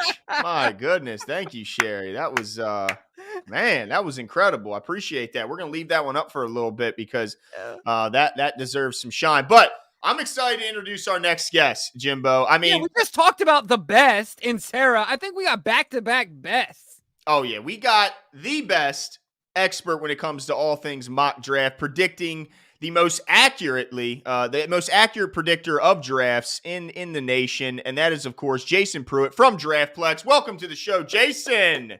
Yes, sirs. Good to be back with you guys. That's man, right, man. I know what. You know what? We've been trying to push the draft out a little bit. Me and Jimmy will tell you because we understand there's a long way away for it. But the fans, they don't want to hear it. No. They are constantly saying we need more draft coverage. So we went to the best, Jason. Yeah, it's been a process already. I got started late because I don't go until the end of the season. So you guys know I'm a Cowboys guy. We went a little bit further and just fell right off the cliff there.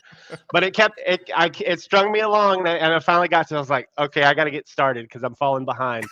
And then so I was kind of going along, and your guy DK reached out to me the other day, and he was like, hey, we want to bring you on the show. I was like, now I really got to do stuff. So I was up over the weekend. I was like, I got to pump this stuff out so I can actually publish something. So when I come on, I'm just not like, oh, yeah, I'm just not doing anything. But we got the board out. We got the top 100 out. Still no mock draft yet. I'm not going to do that until after free agency kind of kicks off. And, otherwise it's just kind of, to me, it's a little bit, it's fun. But, that's for the guys that do this stuff year round. Yeah. No, right. Absolutely. Well, we're really excited to have you either way. So I can't wait to talk about it. I tell you what, when Glenn and I were prepping the show, certainly with every guest, we feel like we can go all day, but certainly based on the time of year we're at right now, you got the tough ones today, Jason. That's for sure. Yeah. So we hope you're feeling pretty now we're also understanding that right. This is still the early stages, so we're not going to hit you with any round 7 predictions just yet. Hey, but I got them. I got 300 up yet. I got a couple hundred more to go, but yeah, I'm through. That's why you're the best. I'm through enough to cover the whole draft. I think at this point. We've got a few more combine invites to go. A few more guys that are kind of on the fringes from the NFLPA Bowl and the Hula Bowl and all the other ones out there. But I think we're in pretty good shape right now. So fire away. Nice. All right. So this is one of the questions that I think is going to be really important for Ravens fans in particular, in that we have 5 4th-round picks. So and we also have a 14th pick in the first round. So my question is simply this: name a few position groups that you consider to be top heavy, and then the opposite of that, position groups that you see pretty strong throughout the draft. Yeah, in terms of top heavy, obviously you look at the wide receivers, right? There's going to be probably, 13 to 15 that are going on day 1 and day 2, but that's going to stretch. I mean, there's some good players once you get into day 3 that are going to be hung around. It's just part of it. There's so many positions where, the needs take place and you're going to get good value there. I think it's a pretty good tackle class. So, I know you guys were talking about offensive line earlier. That's going to be a place where there's going to be some depth where you can probably still get a quality player once you get into those 4th-round picks. I think the defensive line, specifically on the edge, is going to be really strong. I think it's really, really heavy at the top. I mean, you could see, there's a possibility you could get 6 edge going in maybe the top 20, top 25 picks. Wow. And maybe even at 7 to 8 in the first round. I mean, it's really deep. Obviously going to the top 2 with Hutchinson and Thibodeau, but you've got Jermaine Johnson, David Ojabo, Travon Walker. You get into more of a kind of a hybrid type player with George Karlaftis, but he can play on the edge too.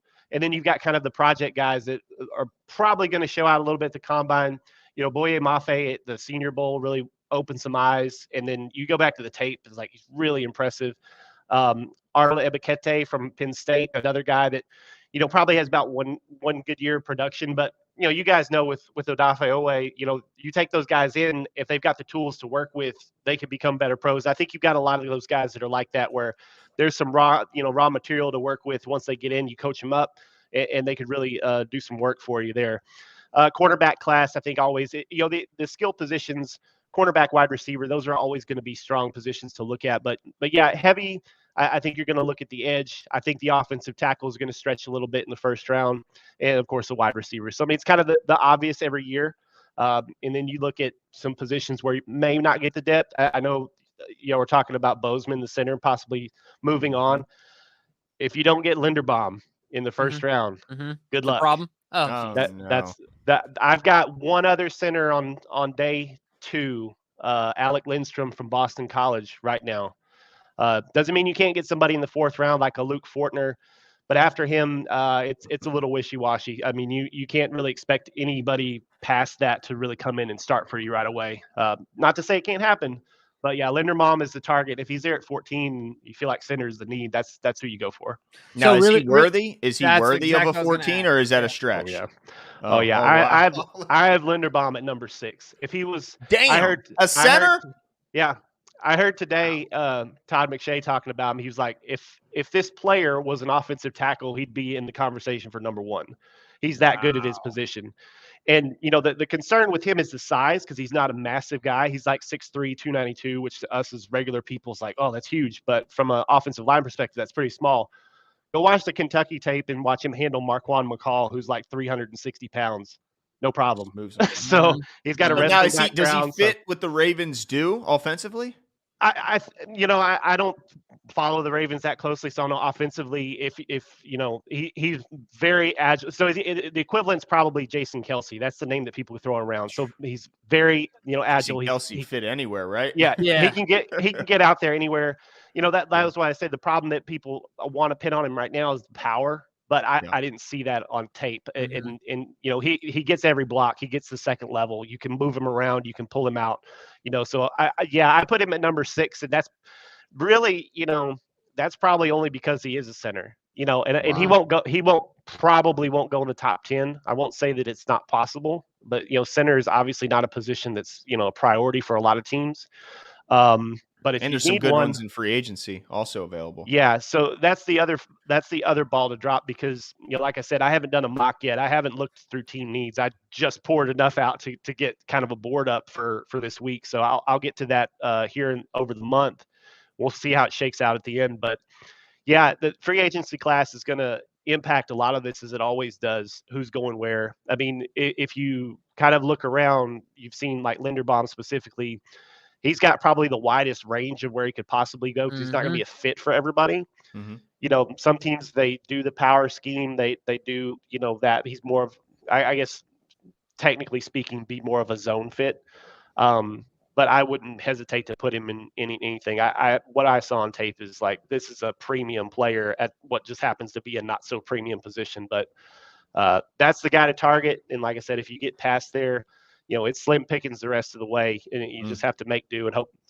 There may be 1 or 2 guys that could move inside. You look at like what they did at the Senior Bowl. I think they had maybe one. I think Fortner was the only like true center that was there. They tried out Cole Strange, who's a really good player as well from Tennessee Chattanooga, but he's been a guard, and so he tried out there, but held up pretty well. Kind of equivalent to like Quinn Miners last year. Remember the D3 player that came in and just kind of showed up. The big belly and kind of the caveman. And Cole Strange did the same thing. He showed up, he competed, put on a good show. And then you have another guy, Dylan Parham from Memphis, who kind of did the same thing there. He's been a tackle, a guard. He's a little bit shorter, maybe not. I think he does have the arm length that you probably want to look at. But, it just depends on what boxes each of these teams check as to where they're going to go. Those 2 guys, Cole Strange, you could see him go maybe probably round 3. If he doesn't, he'd definitely go in round 4. And Parham, I look probably about that same range. Well, now, I'm sorry. I was going to say, Glenn, because we just talked about Linderbaum and historically, I would feel like the Ravens wouldn't take a guy at center that high. But after hearing you just simply talk about how high you have him rated, there's a saying here in Baltimore, and Ozzy we trust, 410 Sports Talk is in Jason we trust. That's and right. So certainly we're going to have to rethink some of our ideology. That's going to be really interesting and to see what happens there, man.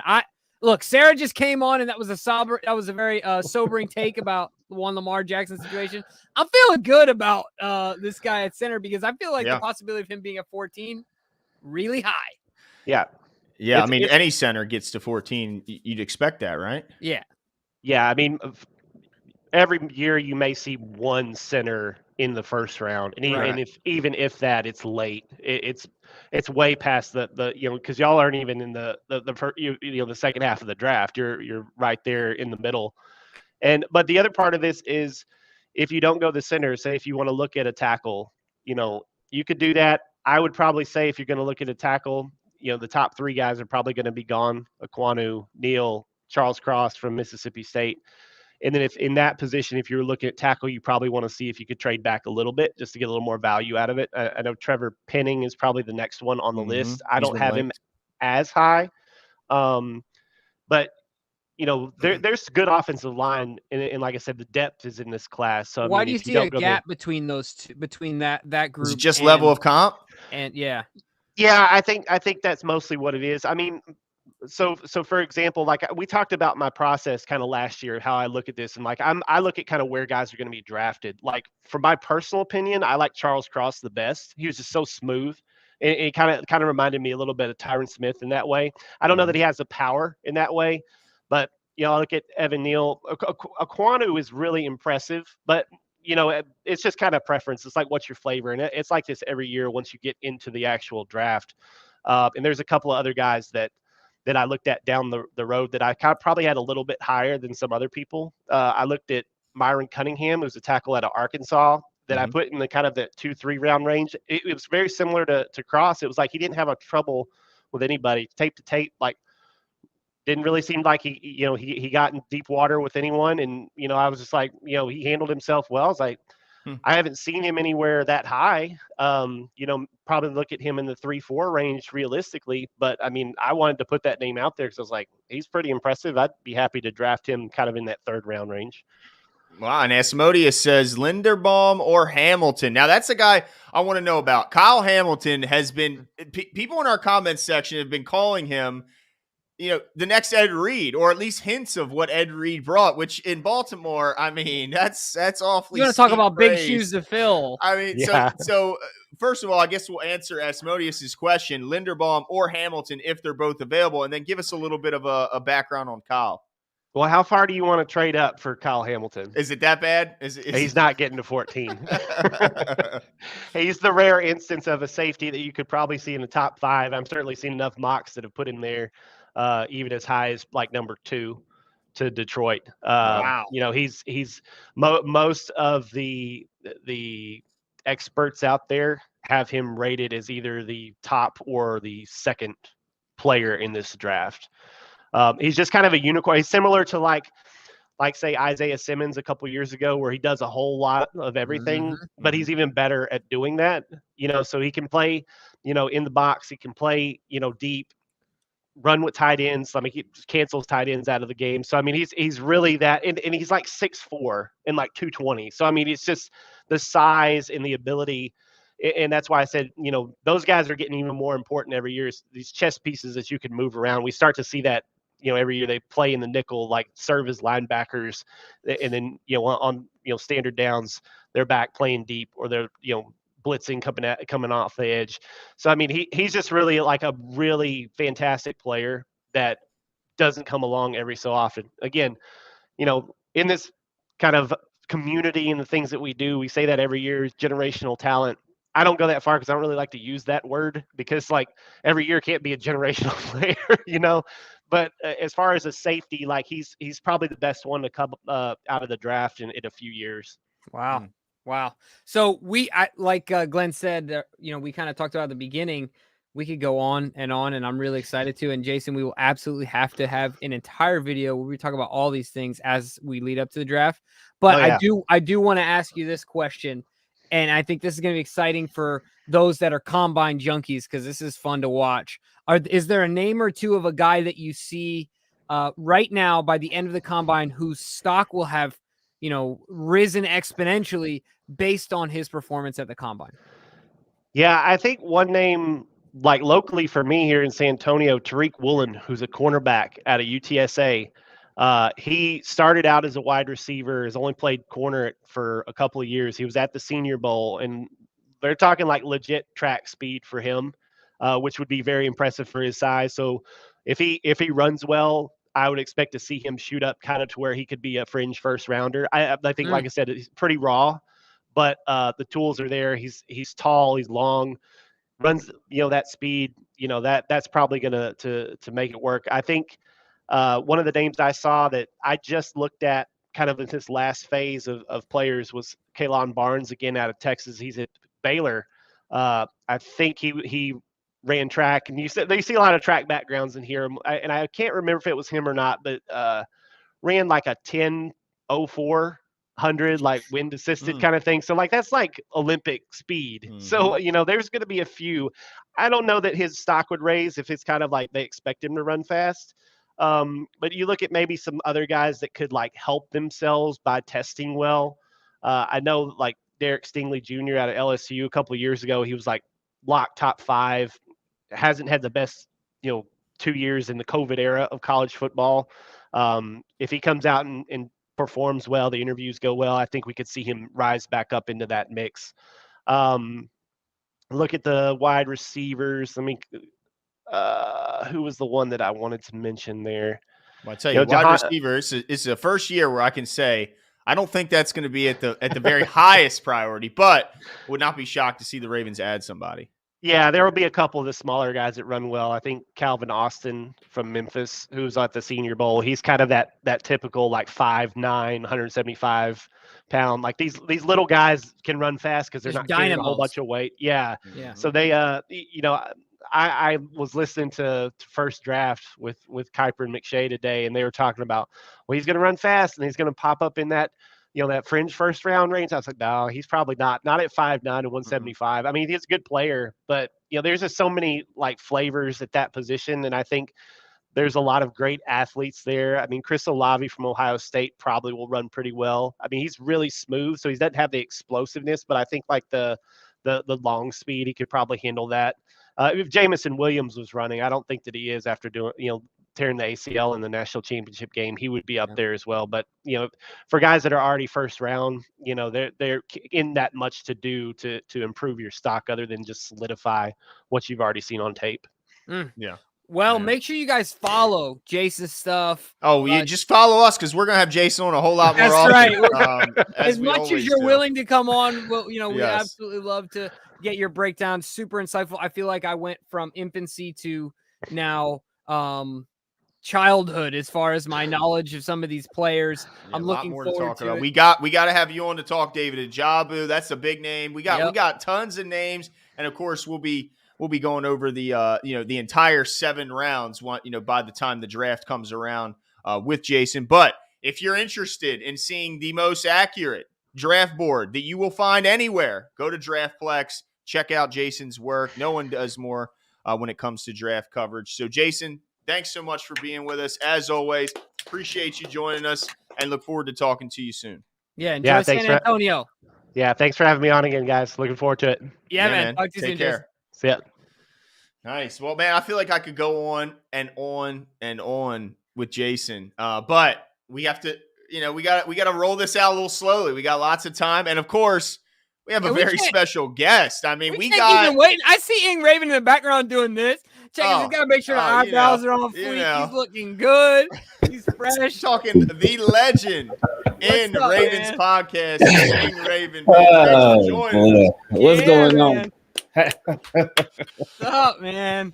Hey, y'all was smart because I think DT, he reached out to me and he said, all right, so we want you to come on, be ready at about 9:40, but be there a couple of minutes early so we can it could be a smooth process. So I was like, all right. So I came on at 9:35 and I'm looking at it, I'm like, man, it's 9:35. Then it got to 9:40, then it got to 9:42. I'm like, okay, I guess it's not my time yet. But I figured it out. You guys know that I'm not good with time. Y'all know that I'm usually late. So he told me to come on a little bit early so I wouldn't be late. So I respect it and I love it and I appreciate that. But what's up, folks? Hey, nothing much, man. I tell you what, DK is gold. You know what? One of the smartest guys we know for sure. And so we appreciate it, man. We are so glad you're here because that's so much to talk about. And I want to start right at the top. Everyone's been talking about it. We've seen you talk about it. Initially, Lamar Jackson's contract was a formality. Woo! Let's talk about it. Have things changed in your mind from it being a foregone conclusion to something that are you a bit concerned about it? Do you feel like, there's a possibility they're going to end up having to tag him? Like, where are you now in your headspace when it comes to his deal? I think every Ravens fan should definitely be concerned about it for sure. Because it just simply hasn't happened yet. Now, in my personal opinion, I do think that Lamar is just like, nope, not yet. Don't want to do it yet. I'm holding off. You keep hearing these reports, like especially over the past 7 days. There was even one that came out today where Mike Florio, he was talking about it, how Lamar doesn't have an agent, and that's all on Lamar. That's Lamar's fault. But he was saying that the Ravens, they were ready to sign Lamar Jackson last year, and Lamar could have approached him about it, but it didn't happen. And of course, this offseason, there's been a lot of talk about it, but still nothing yet. And it's just strange. It's strange because, well, it is strange, but at the same time, it's not strange. You, of course, hear everything from Eric DeCosta. He said, yeah, me and Lamar have had conversations and whatnot. And that's cool. That's good. You got to have conversations about the contract. But I did like a point that Mike Florio talked about today in his report about the whole thing, where he said, when there's no agent, since there's no middleman, if a team feels a certain way about a player, then they have to be direct with that player, because there's no agent in the middle to be like, oh, well, there's no agent to send a message. There's no agent to be the liaison. So if you feel like a player, hey, your value is high, we want to get you signed, you tell that directly to the player. But on the flip side, if you feel like, hey, well, we don't feel you're as valuable as you once were, we don't feel like you deserve this much, then you still have to tell that to the player directly. Mm-hmm. So that could affect the relationship between the player and the team. But with Lamar, I really think he's just holding out. Yeah. I think he's holding out just to really see what these Ravens do this offseason, to see how they go about signing players, drafting players, possibly trading for players, re-signing players. I just feel like he just wants to see what the Ravens do this offseason before he's like, all right, let's get it. So you think it's a wait and see? I do. I think it's a wait and see on both them and on him. Because if he signs right now, he will make a lot of money. A lot of money. Filthy money. Ugh, be so nasty. Nasty in a good way, of course. But if he signed right now, he will command 43, 44, 45. He command whatever, but he would be coming off of that down year. He'll be coming off of the year where he missed the last, 6 games, and where he had a couple of rough games. He was having a historically great season because he was on record pace to throw for 4,000 or 5,000 yards, rush for another 1,000. He was getting ready to break some more records. He was on pace to break some more records, but it all came to a screeching halt. So the Ravens could look at it and be like, okay, all right, yeah, you was having a decent season, whatever. Let's go ahead and sign this deal. But right now, if he signs with the Ravens right now, it'll be the cheapest that he can sign with the Ravens for. It'll be the cheapest that they can get him for. But if Lamar waits, comes back, finishes the whole year next year, and does what Lamar does, because it's crazy, because Lamar Jackson, even in a down year, so to speak, he had the Ravens all the way at the top of the AFC. All the way at the top, even in a down year, as a lot of people have been calling it. So all he has to do is come back and do his Lamar Jackson stuff, and his value will continue to rise. And even with Lamar Jackson, his value continued to rise despite him being out with the injury. Because Tyler Huntley, and we love Tyler Huntley, shout out to Utah, I know. But with Tyler Huntley, right. You got to meet him too that day. I remember that picture. Yep. But with Tyler Huntley, he did his thing, and we love Tyler Huntley. We appreciated him, but he was not Lamar Jackson. And that's obviously not a shot at Tyler Huntley at all. But he was not Lamar Jackson, and he didn't get it done. One more thing that is just, I don't think it was coincidental. In that same report that I was talking about, where Mike Florio was speaking about Lamar Jackson and his contract, he also talked about how the Ravens, they could be looking at Tyler Huntley and be thinking, oh man, we could roll with Tyler Huntley and we could move forward with him, and he will command a lot less money than one Lamar Jackson would.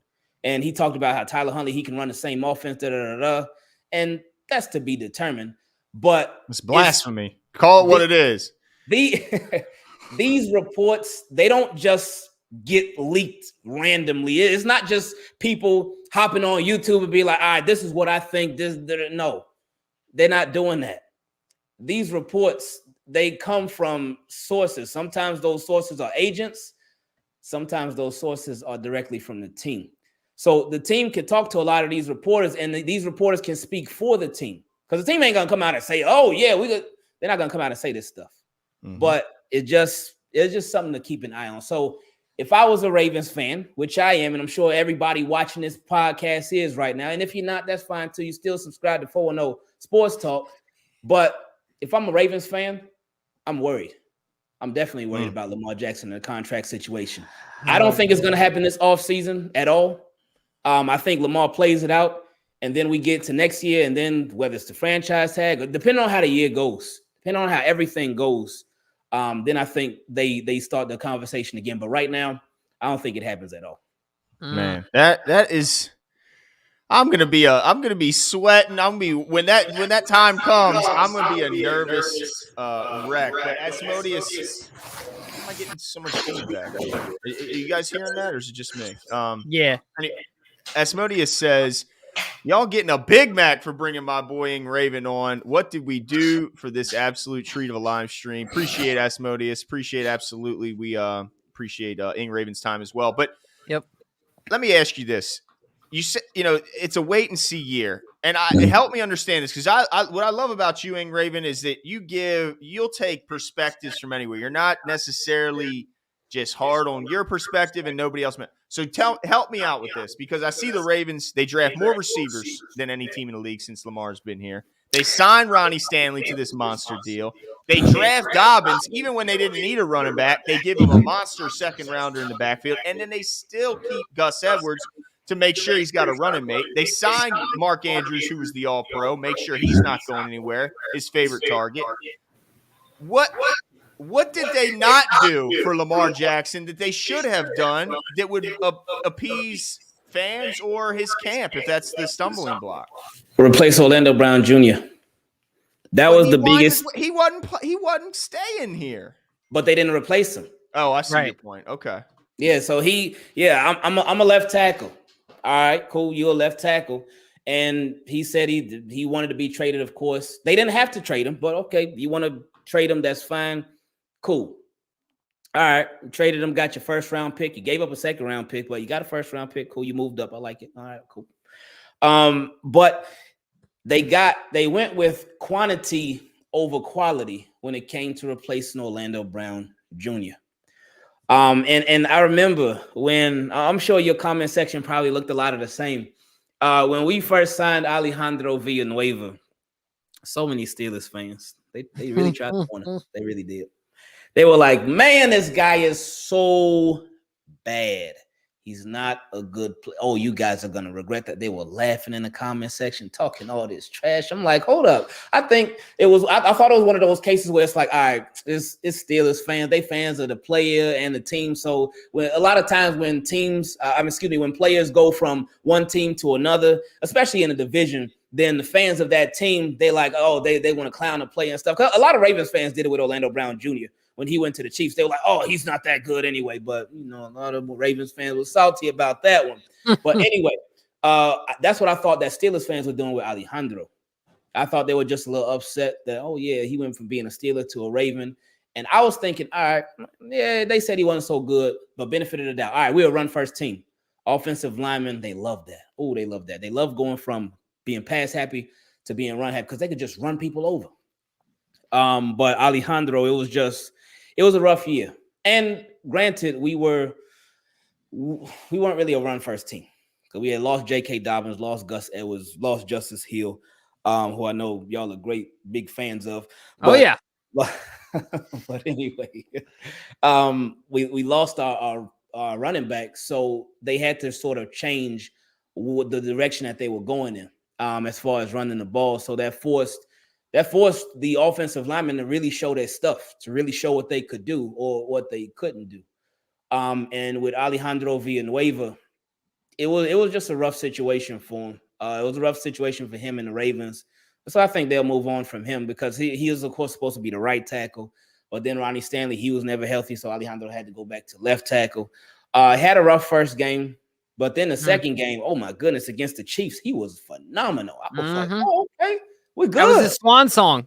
Yeah, it was beautiful. But then after that, it was shaky for the rest of the season, and it was tough. But I don't feel like they replaced Orlando Brown Jr. with quality. Sammy Watkins. When they signed him, I was like, all right, cool. Sammy Watkins, 1 year, $6 million deal, only $5 million guaranteed. But either way, it's a 1 year deal. Cool. I said that they couldn't just put all their eggs in that one basket. It cannot just be Sammy Watkins and that's it. But then they drafted Rashad Bateman. I was like, okay, cool. And the injuries this year, just they wrecked so much. Because for the longest, we didn't even get to have Hollywood and Sammy Watkins and Bateman out on the field at the same time, because at different times, different guys were hurt. You remember throughout training camp, like every wide receiver had a hamstring injury. Except Sammy Watkins, of all people. Yeah. So it's like, how does that even happen? And then at the beginning of the year, Rashad Bateman was out with the groin injury, I think. So he missed a big chunk of the first part of the season. Then Sammy Watkins in the Colts game, he got hit, knocked in his head, and then they said it was his hamstring. I was like, how does that work? How do you get hit in the head and then it's your hamstring? But anyway, so he was out for a while, and injuries just messed up so much. They messed up a lot. So we didn't even really get to, because I feel like Eric DeCosta overall this year, he did a good job with building the roster overall. But with injuries, they just completely wrecked that roster. So we didn't even get a full dose, even half a dose of just how good this Ravens team could have possibly been. So that it was just really unfortunate. Oh man. Yeah. And you talk about the job that they did at building the roster overall. I agree with you 100% in theory, before the injuries started to pile up, you looked at that roster and you're like, okay, there's nothing glaring here. We have solid answers for any question you want to ask when it comes to our roster, right? And then, like you said, the injuries were just insanity. But my question to you is about this offseason. How do they follow that up, right? How do they learn from their mistakes and improve upon that? So in order to further drill down on my question, I ask you this. Free agency is coming up. It's going to be a big deal. The Ravens are working some things out, I'm sure, to try and gain as much cap space as they can. But do you see this? Glenn has talked about the Ravens needing to be more aggressive in this offseason, whether that's in the form of moving up in the draft, whether it's in the form of free agency. But specifically to that free agency piece, do you see a big splash signing here, or do you see them continuing to bargain shop like they normally do? How do you see free agency playing out? I'm hoping that Eric DeCosta is going to be consistent in showing his poker face. If we go back to last year, we remember Eric DeCosta, and it was in his Liars Luncheon, where he talked about how he was insulted by how people just felt about the Ravens receivers. And he did not like that. He wasn't feeling it, and he was almost embarrassed by it. What did he go do in the offseason? Of course, signed Sammy Watkins. Then not only drafted Rashad Bateman, but drafted Tylan Wallace as well. So the whole comment about him being insulted, he was lying. Wasn't the truth. It's poker face. This year, they haven't had the Liars Luncheon yet. But in his season-ending press conference a couple of weeks ago, Eric DeCosta talked about how he basically said, hey, we're broke. We ain't got it. Don't have the money. We don't have the funds, and we are not going to mortgage the future just for something temporary for right here, right now. He said, and he talked about how they could have pulled the trigger on some deals, on some trades during the season, but they were like, you know what? No, we're not doing it. So I'm hoping that was a lie. And with the Ravens, I'm hoping that in free agency this year, we know you can't fill every single roster spot in free agency, but the theme this year for free agency, for the draft, just for the season period, for everything, it has to be quality over quantity. It has to be that. Because if it's not that, then it's going to be the same old stuff. Because Ravens have been in this, they've been in this sort of sort of not invite. They've been in stuck in this like place to where they've been competitive.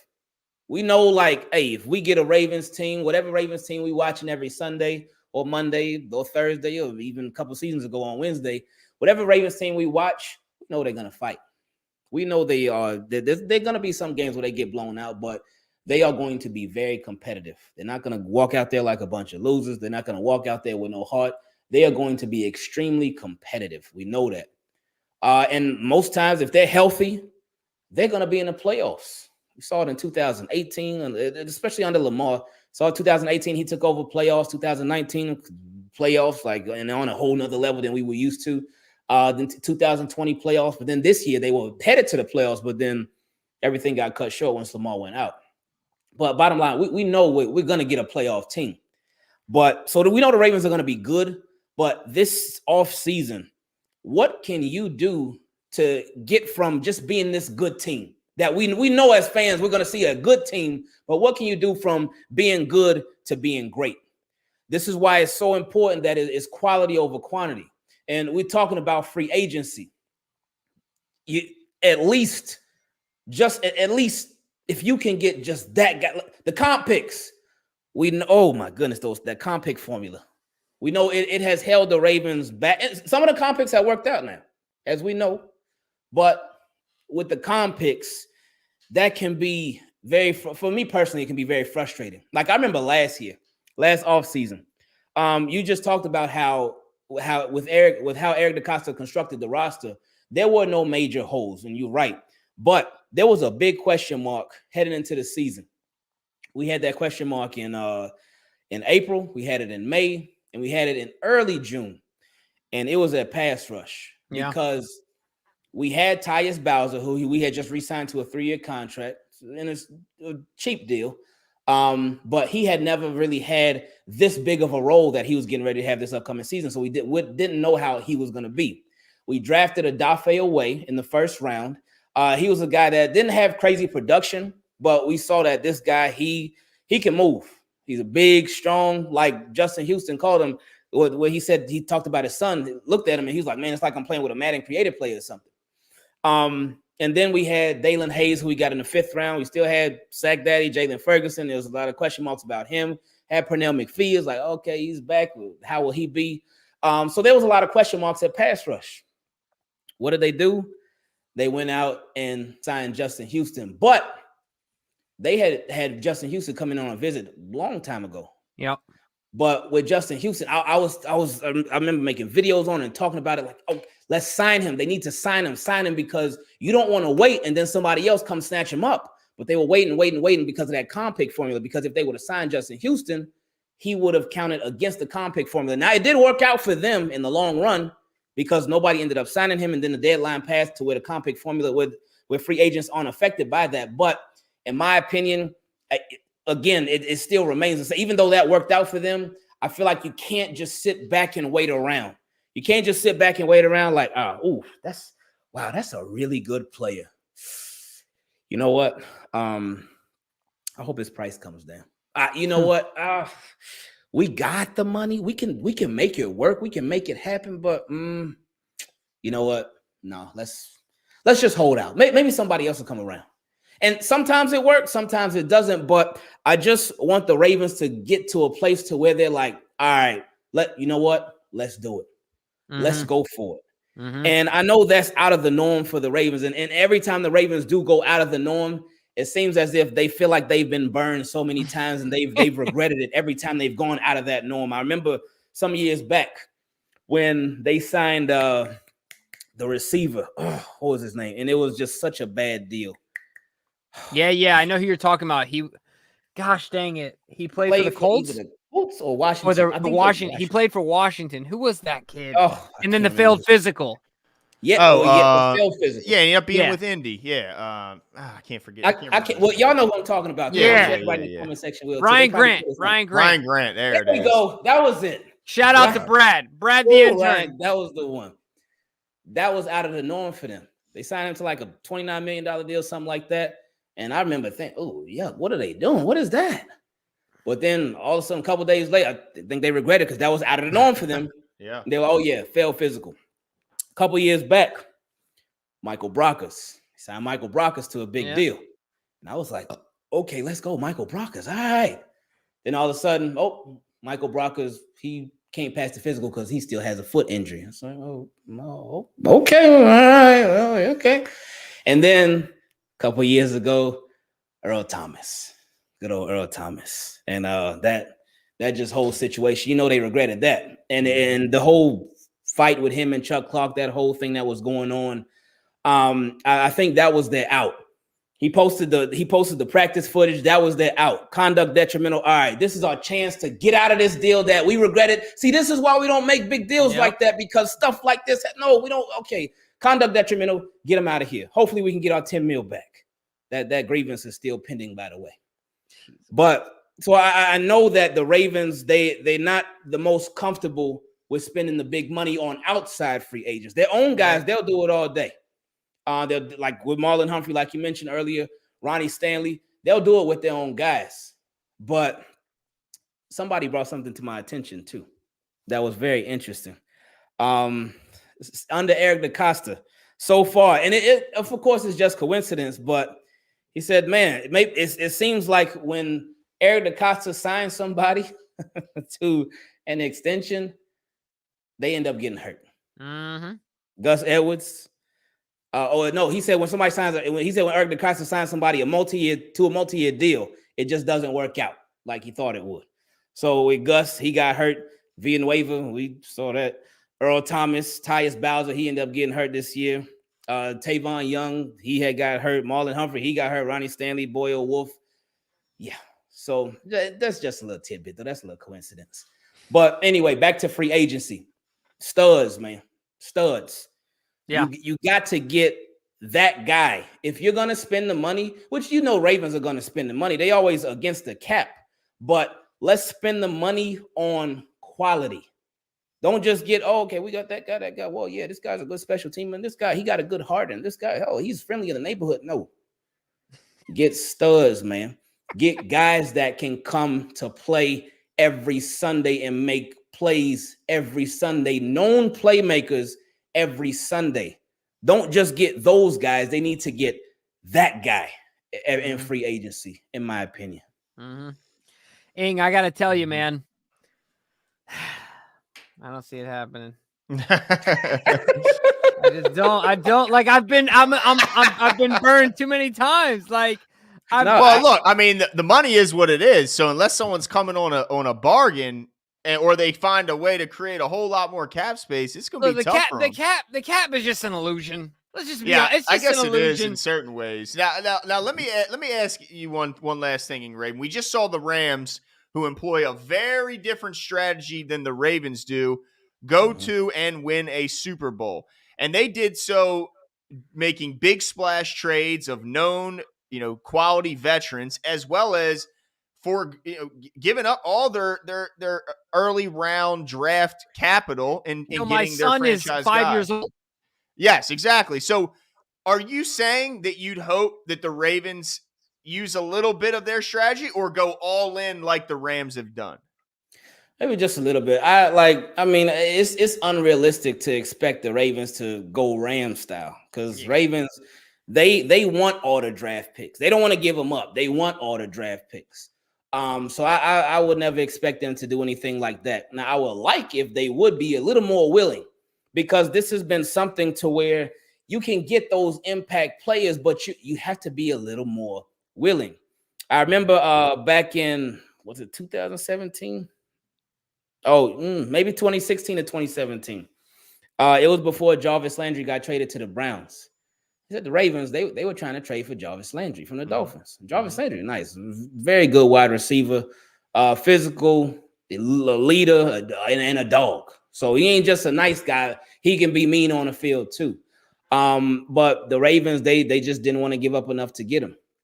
And that's what we've heard a lot of times when it's come to getting that guy for the Ravens. Now, of course, again, we've seen times where it's worked out for them to where, like Eric DaCosta, he can fleece somebody. Oh, Marcus Peters for a 5th round pick and Kenny Young. Oh, man, that's what? That's a crazy steal right there. That worked out like crazy. Calais Campbell, he's an older guy, He was on the back end of his career now, but they gave up a 5th-round pick. He had that monster contract, but they fixed it and got it under the cap and whatever. He played it. And Calais Campbell was a good player. He's an impact player for the Ravens, more so in the first year than the second year. But he did still make some plays this year. That Colts game. But everything ain't gonna work out like that. I think, and trading Care Vedvik for I think a 5th-round pick too. But teams are catching on, man. Teams when they see Ravens on the line, they like, hold up, nah, you ain't getting this. We done seen this too many times. So Ravens they got to up their offers. They got to up their offers. And with the draft, they love the draft picks. We get it. The more shots you take, the more chances you got to make a basket, to hit, whatever. The more swings you take, the more chances you got to hit, whatever. All right, cool. That's true. That is true. But quality, man. Quality. Because right now they got like 10 draft picks, I think. How many of those guys are going to be impact players right here, right now? I would much rather them have 5, 6 draft picks quality than 10 draft picks of quantity. Yeah, those like 10 draft picks, that's a lot of players, and you could fill out a lot of different spots, but how much of that is going to be quality? How much of those guys are you really going to consider, oh, this guy's a playmaker. Oh, this guy can come in and make some noise for us right here. Excuse me, right here, right now. You're not going to do that with no 10 draft picks. They barely even do it with the first 3 rounds. They do it in the first round. Oh, yeah. Under Eric DeCosta so far. First round, you got it. Hollywood, obviously, impact. Patrick Queen, obviously, impact. And Rashad Bateman, impact. He was hurt a little bit. But Adafe Away, impact. So first round, okay, cool. You got it, Eric DeCosta. But after that, there's a lot to be determined. The impact drops significantly. Now, he did get J.K. Dobbins in the second round. Automatic impact from jump. Okay, cool. But besides that, you're looking at these other draft picks. You look at a Miles Boykin. You look at a Jalen Ferguson. You look at a Devin Duvernay, who, he wasn't all-pro at kick returner. You drafting to be a kick returner or a receiver. Now, I'm not complaining that he was all-pro, because that's great. Shout out to Devin Duvernay. But where's that impact on offense? With the jet sweeps? Because that's all they do with them is a jet sweep. Look, James Prochet. Where's the impact? And another thing with the draft picks, and then I don't even want to really go over it, but Ben Mason and Sean Wade, anyway. The cornerback who was in the middle of watching Avengers when he got drafted, Eamon Marshall. Like Dalen Mack. It's been so many misses. After that first round and after the second, it's been a lot of misses. So many misses. And this is why the quality it has to be better. This is such an important draft offseason, not even just draft, free agency, draft, everything is so important for the Ravens. Because I'm not one of the people that feels like, oh, their window is closing and when they sign Lamar, they won't be able to do anything. Nah, because that's not true. I always say the cap is cap. Sarah Ellison, I hope you're still watching this right now. Because you know how I feel about the cap. The cap is cap. It's an illusion. Pay no attention to it. Now you also have to, you got to give credit where it's due. They did find Mark Andrews in the 3rd round. He's an all-pro. Bradley Bozeman came relatively unheralded out of the 5th round. Now he may be the highest paid center in the league. So you got to give, the credit where it's due. But how do you also balance the aggression offense? I mean, in free agency to also look, I know a lot of people wanted Kenny Golladay to be brought here in Baltimore. He signed a 4-year, $72 million contract with 40 guaranteed. He didn't have a single touchdown last year. So, you want to spend money, but you don't want to just throw money around recklessly and then end up with a Kenny Golladay situation where you got $40 million guaranteed and he don't catch a single touchdown, and he actually has more guaranteed than he had total catches in his first year. That's crazy, man. It's about getting guys who are consistent playmakers, who are proven playmakers. There, of course, is some risk in it. There's definitely risk involved, especially if you're going to be spending a little more money or spending a little bit higher draft capital. But let that risk be something that you've seen on film that you feel like, all right, if this person stays healthy, then it'll definitely be worth it. You, of course, won't know till you know, but from what you do know and what you have seen on film, let that be all the proof in the world for you. Yeah, it's hard for me to disagree with you because I've made this comparison before on the show where people get lost in purchasing homes as investments. At the end of the day, you got to live in the home, right? You can draft a player on value, but eventually the player has to play football. He's got to be good, right? Like you can't just say, well, he's good because he's 7th rounder. No, he's got to be good at football in the NFL, right? Like wherever you draft him, he's got to be an impact player, like you mentioned. So it's really going to be interesting to see how the Ravens attack this. I would say that they do leave their comfort zone slightly, but I don't have a ton of faith that it'll be more than an inch or two. But Ing, we absolutely love you coming on the show tonight, closing it out here with us. We had a blast tonight. Shout out to Ing Raven once again. Thank you, man. As always, we had an absolute the hardest blast. working man in Ravens talk, and it's not close. Business is booming, baby. We know it. So we appreciate you taking the time, man. Thank you so much. And keep doing your thing. We appreciate it greatly. I appreciate y'all having me on, man.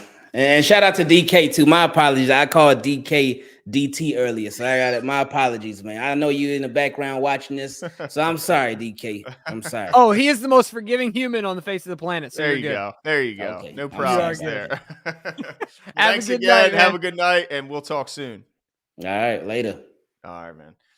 Man, well, that was an absolute blast. I mean, what a show is right. Katie could, said it best there in the comments. What a show indeed. Yeah. A big shout out and thanks to all of our guests, Sarah Ellison, Jason Pruitt, Brad Winterling, Tony Thornton, and Ing Raven closing out the show. I mean, what a splash back into the live business, Jimbo. That's right, man. And all of it made possible by the ultimate puppet master himself. That is Daniel Kunimoto, otherwise known as DK. That's right. The man in the back. And a special shout out, Asmodeus Thanatos, for funding all of our upcoming. Can we put his last super chat in there? There we go. Is Lamar holding out? Yeah, there we go. You know what? I think Ing covered that. But I appreciate the Whopper money, no doubt about it. And of course, Sherry Milan, got to give her another big dude. Yeah, DK, you want to throw that one back up there too? Record breaking super chat. We've never had one there we go.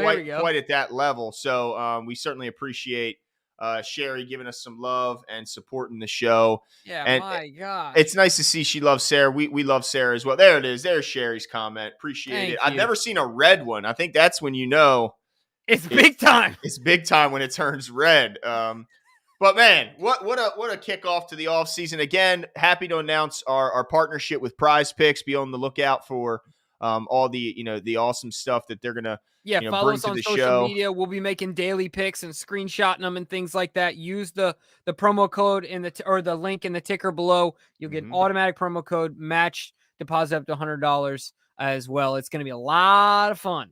Yeah, and of course, moving into the studio soon at the Friends and Family Restaurant downtown Fells Point. Can't be more excited to have guests live and in person.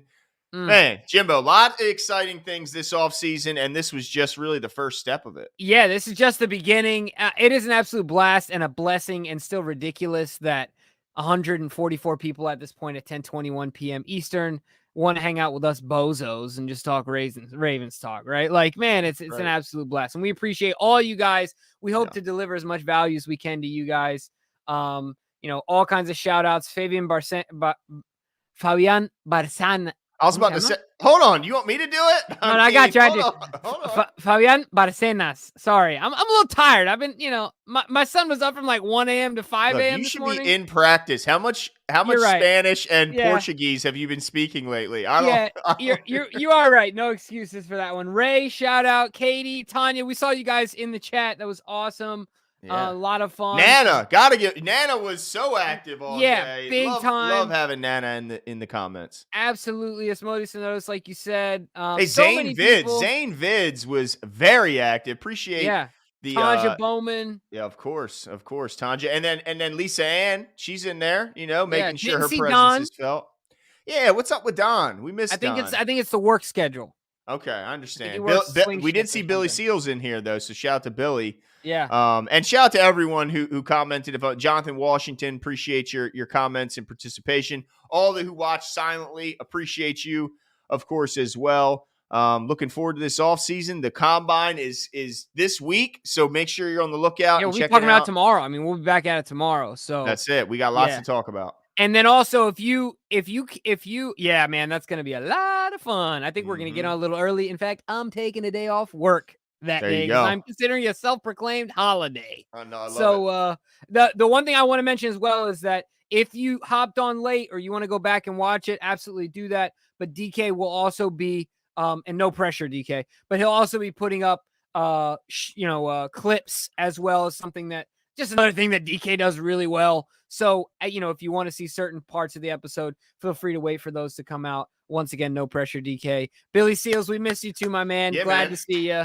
Hopefully all is well in Canada. Thank you all for a wonderful evening. I was Glenn, I was nervous coming on the show tonight. I was a little nervous too. A little butterflies. We normally, I don't get nervous. Do you? No. But tonight I felt nervous. I felt like we had like expectations, We had to come hyped through this for the up. people. That's right. I mean, we're men of the people at the end of the day, right? That's it. Yeah. So, that was a blast, man. Now we got to do one more thing, Glenn. What's that?